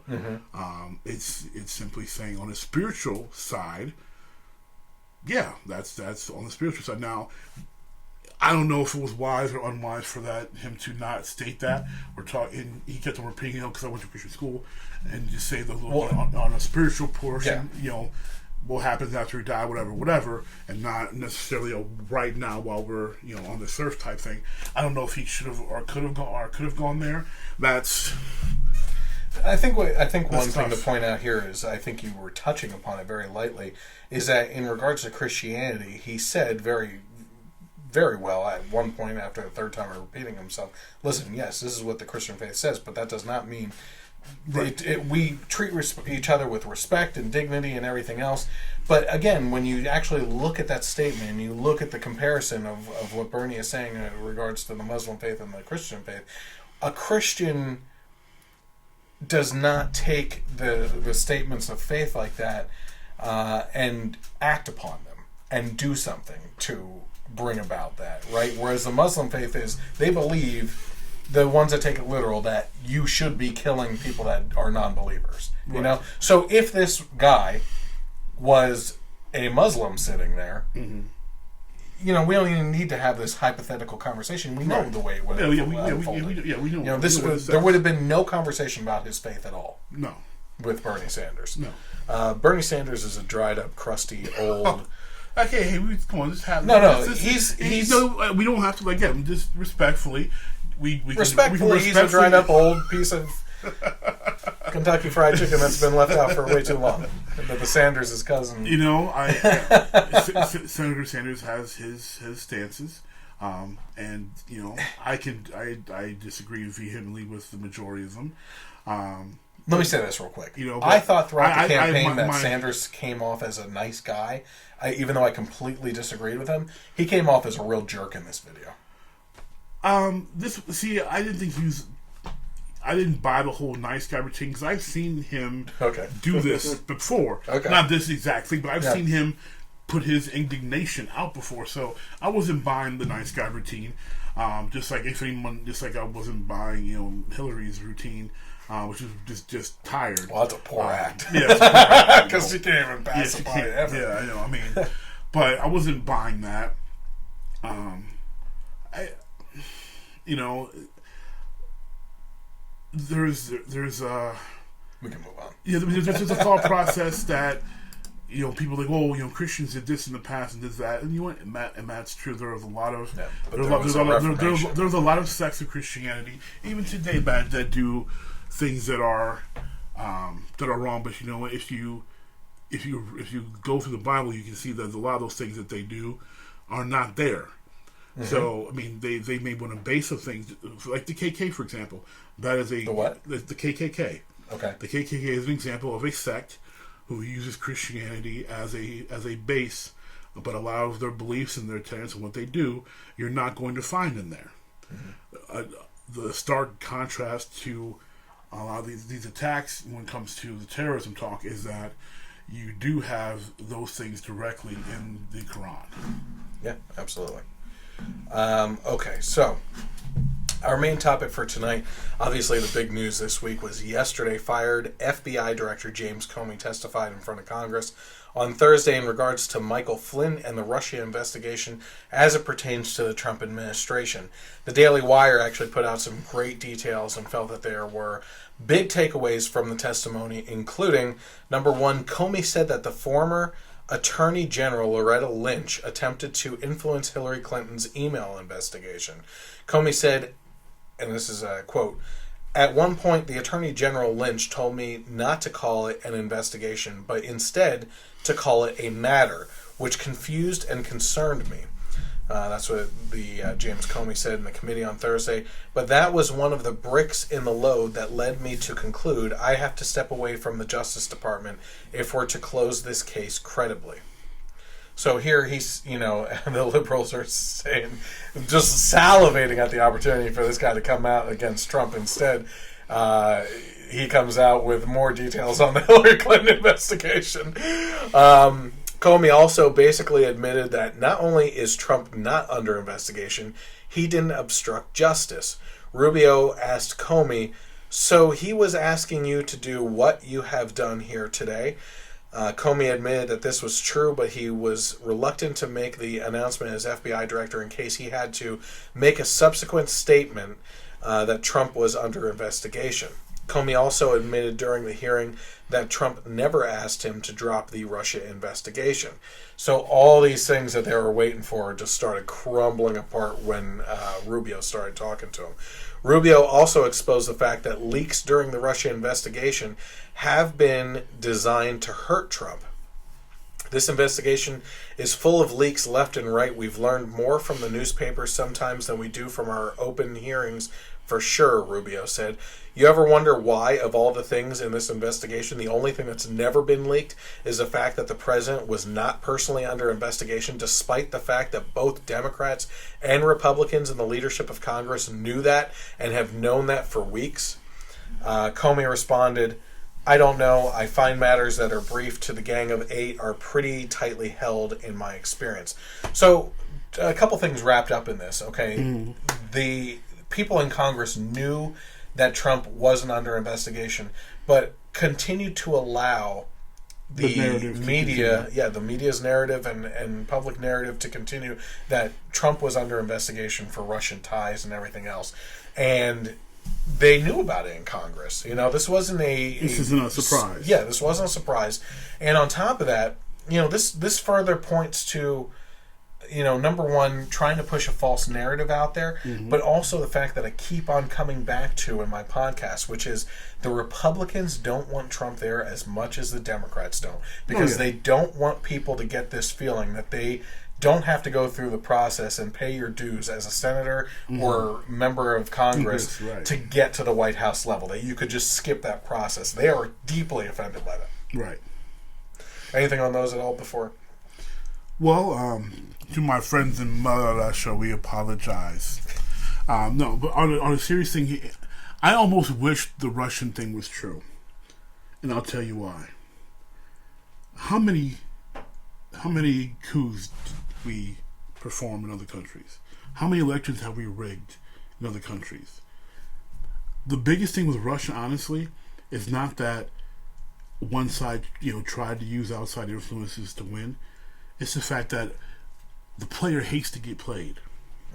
And the thing that would irritate both sides is having us be the one having this being the marionette whose strings are getting pulled, and not the puppet master. You want that to happen in America? I'm not saying I want it to happen. It would just, as a wake up call, say, you know what? Maybe we should stop pulling strings. Oh, absolutely. I mean, Because I think you're with me on a very because- libertarian stance of get out of other countries' Because businesses. you don't think it's not going to come back to hurt us? Yeah. You think someone's not going to be trying to pull our strings?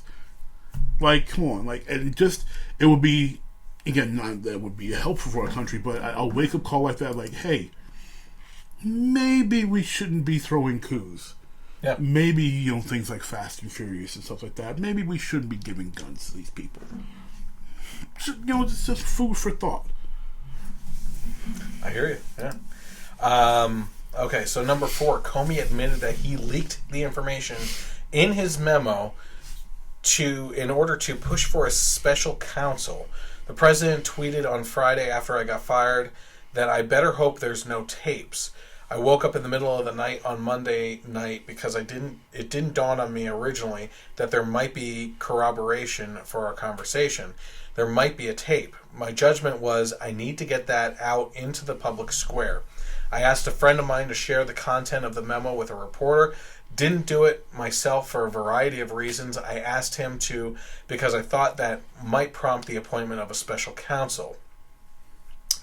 But as I mentioned before, it kind of presents this problem where we were talking about Reality Winner earlier, getting 10 years in prison for leaking information. Right. And I was going to bring this up with you. I was trying to hold our conversations on Comey off until now. But you talked about if he does get time, it's not going to be much time at all, if any time at all. Right.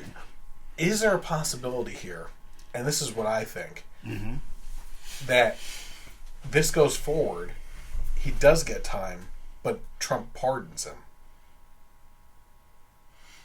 I mean, I guess there's a possibility. Because I think that there might be more information out there on other stuff that he doesn't want coming forward, and a pardon would get him out of that situation. Well, see, that's tie up loose ends here. That's why I don't see anything happening, because when you're in a position where you know things, again, what does Littlefinger tell Cersei?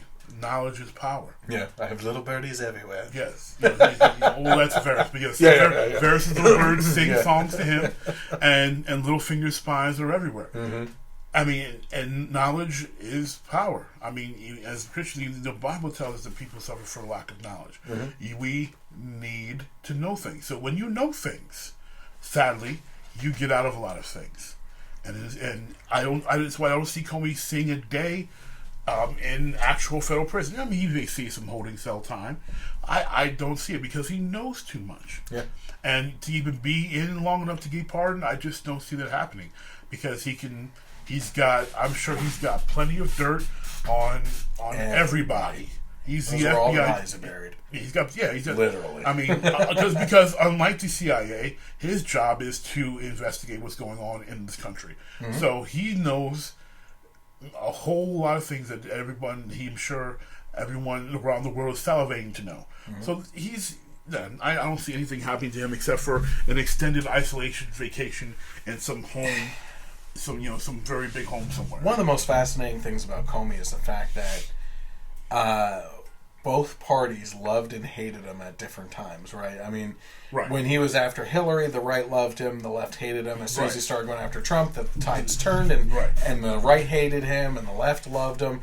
But it's been this back and forth. And now he's got no friends. But they keep on saying that he doesn't have integrity, that he's a backstabber. He's gotten to where he is because he's a backstabber and is, doing things out of political expediency to keep his job and everything like that. But to me, this is like him doing his job. The guy is the director of the FBI, and even though we don't generally call them that, we refer the term spies to the CIA.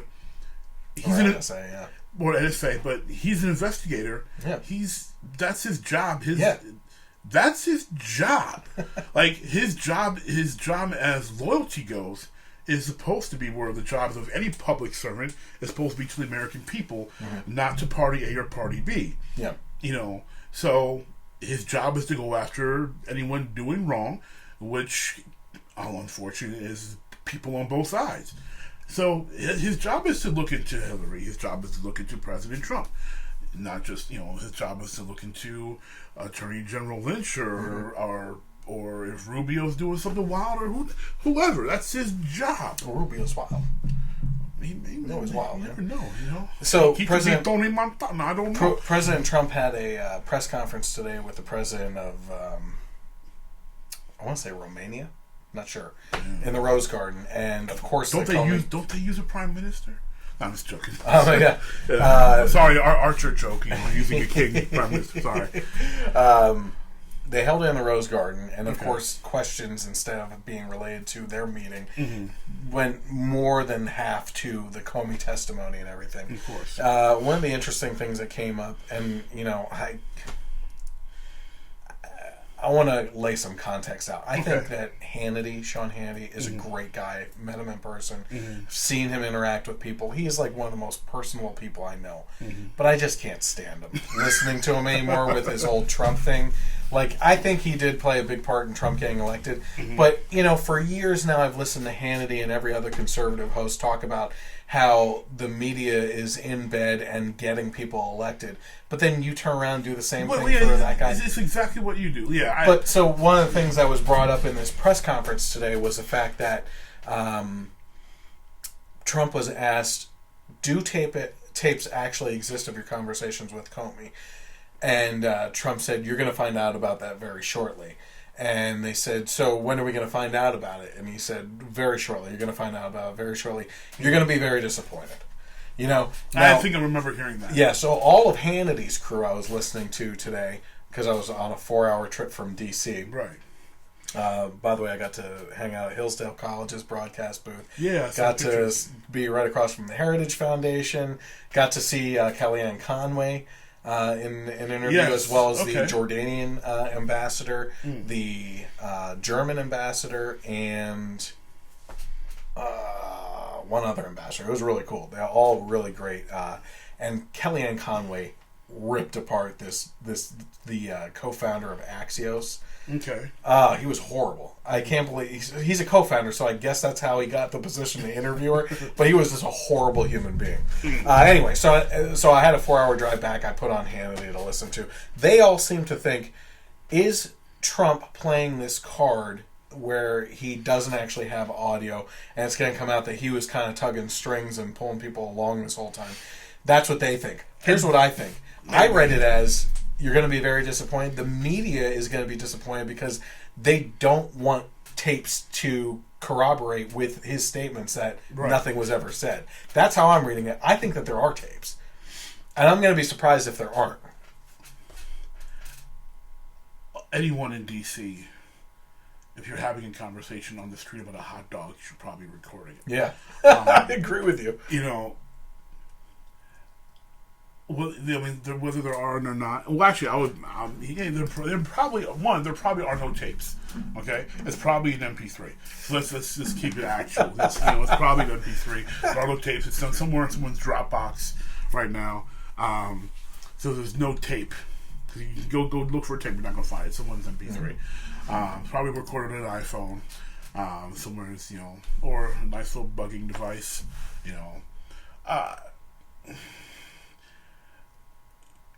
Trump is not a stupid person.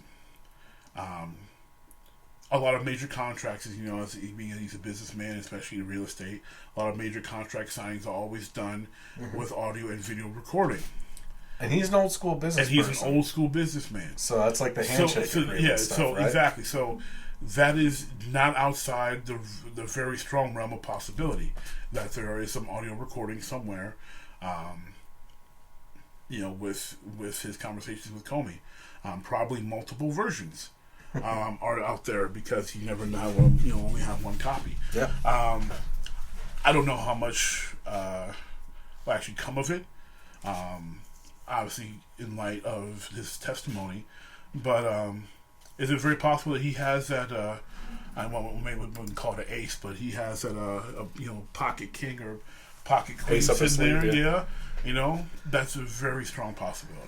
Yep. Comey also confirmed that a New York Times report claiming that members of Trump's campaign team were in contact with the Russians was false. That was one of the biggest bombshells. So and here's why. He actually gets into it here. I think I have his statement exactly.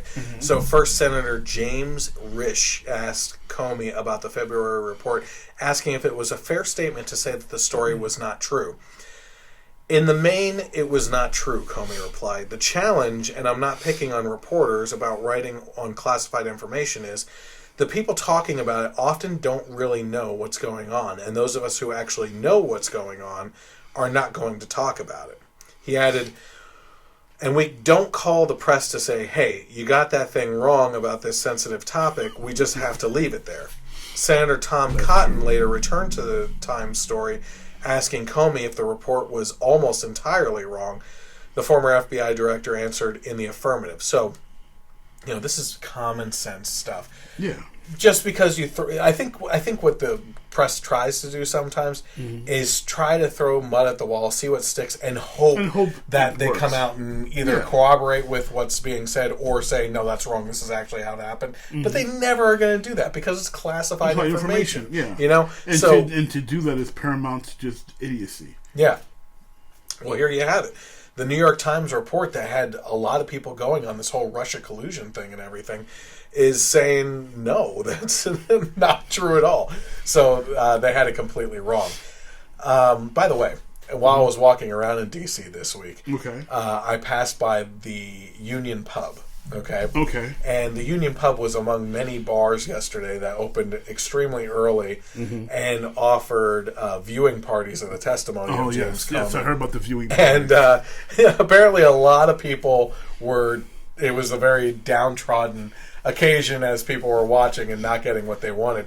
And as a matter of fact, in the Union Pub, they offered a free round of drinks every time the president live tweeted during the testimony, and he didn't live tweet at all. Of all the things I complain about is him and his tweeting, I know, he right? didn't do it at all.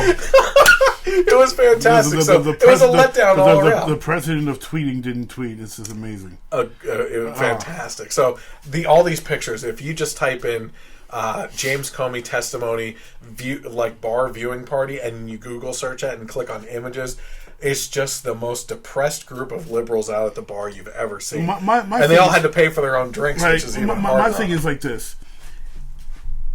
If you have time to leave on a Thursday morning to leave work, or don't even have to go to work, to go to a bar, drink at 10 o'clock in the morning, 11 o'clock in the morning, whatever time the testimony was, and watch a testimony that you can just watch on C-SPAN or whatever. If you got that type of time, your life ain't that hard, bro. You've got. There's so many other things that could use your attention that would impact the world in a much greater way. Yeah, but you know what? That right there spotlights this mentality among the left that they want to celebrate the destruction of an individual together as a group. Yeah, which is just... Yeah. Am I wrong on that? No, you're definitely not wrong on that. You're not, unfortunately,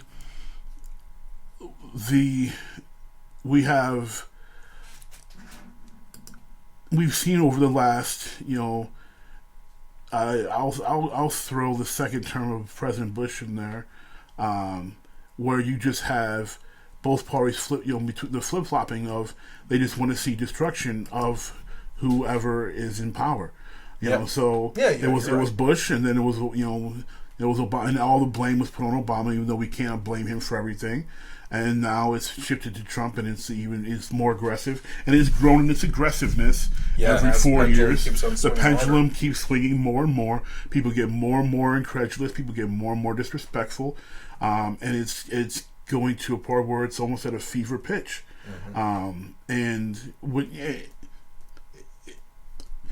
You sitting there at a viewing party makes no difference whatsoever on this grand scheme of things. I'm sure your job, your business, your wife, your kids, your boyfriend, girlfriend, your pet goldfish, spending time with them would have been more fruitful. Or that computer for a resume. Oh yeah, or a computer. But spending that time would have been more fruitful than going to a viewing party for someone's congressional hearing. I thought steroids in baseball was a great waste of time. and like the biggest waste of time ever in congressional hearing history. No, when you got people going to viewing parties, come on. We're going to wrap up the last few points here because we are extending into the third hour here. James Comey also went after the media for fake news in exchange between him and Senator Langford. Langford said, have there been news accounts about the Russia investigation, about collusion, about this whole event, or accusations? As you read the story, you were stunned about how wrong they got the facts. Comey said, yes. There have been many stories reported based on classified information about lots of stuff, but especially about Russia that are just dead wrong. So he is basically saying fake news. So fake news is not a new thing. No, it's not. Like everyone's acting like Trump invented this fake news term. He invented nothing. Yeah. Fake news is not new. Like, stop acting like this is a new phenomenon. Trump didn't try to kill the Russian investigation. In fact, he even asked Comey to look into associations between campaign satellites and the Russian government. Comey was asked directly whether Trump asked him to stop the Russian investigation, and he said no. Didn't get any clearer than that. Yep. President Trump acted improperly. Okay, so here's some of the fodder that goes to the left. Okay. President Trump acted improperly, and Comey found it troubling. Comey testified repeatedly that Trump edged around quid pro quo language more than once. That's not surprising either. Yeah, at their January 27th meeting, Comey stated that Trump asked him for a loyalty oath, and then at their February 14th meeting, instead of meeting... loyalty oath? What is he, King Joffrey? The many people, pledge fealty? Trump said he hoped Comey could find a way to drop the investigation into former National Security Advisor Michael Flynn's Russian phone calls. Comey also testified that President Trump told him in April that he remembered the thing. An easy way to interpret this would be as quid pro quo. Now, I want to talk about this just real quick, and then we'll finish up with the last 2 points. Okay. I want to roll through this because we are going over time here. Gotta fill the radio. Yeah, I know. This might be one of the only ones we actually hit. So when Trump, this has been a big thing for quite a while until the testimony yesterday, and I still think that the leftist media is arguing over it. When he said that Trump said he hoped he could find a way to drop this investigation, that's a difference in inflection, I believe, in your voice, right? So listen, if you're Comey and I'm Trump, right? Okay. Now, not that he would say it as eloquently as I would, of course, but if I said to you, James, I hope that there's a way that we can drop this investigation into Flynn, right?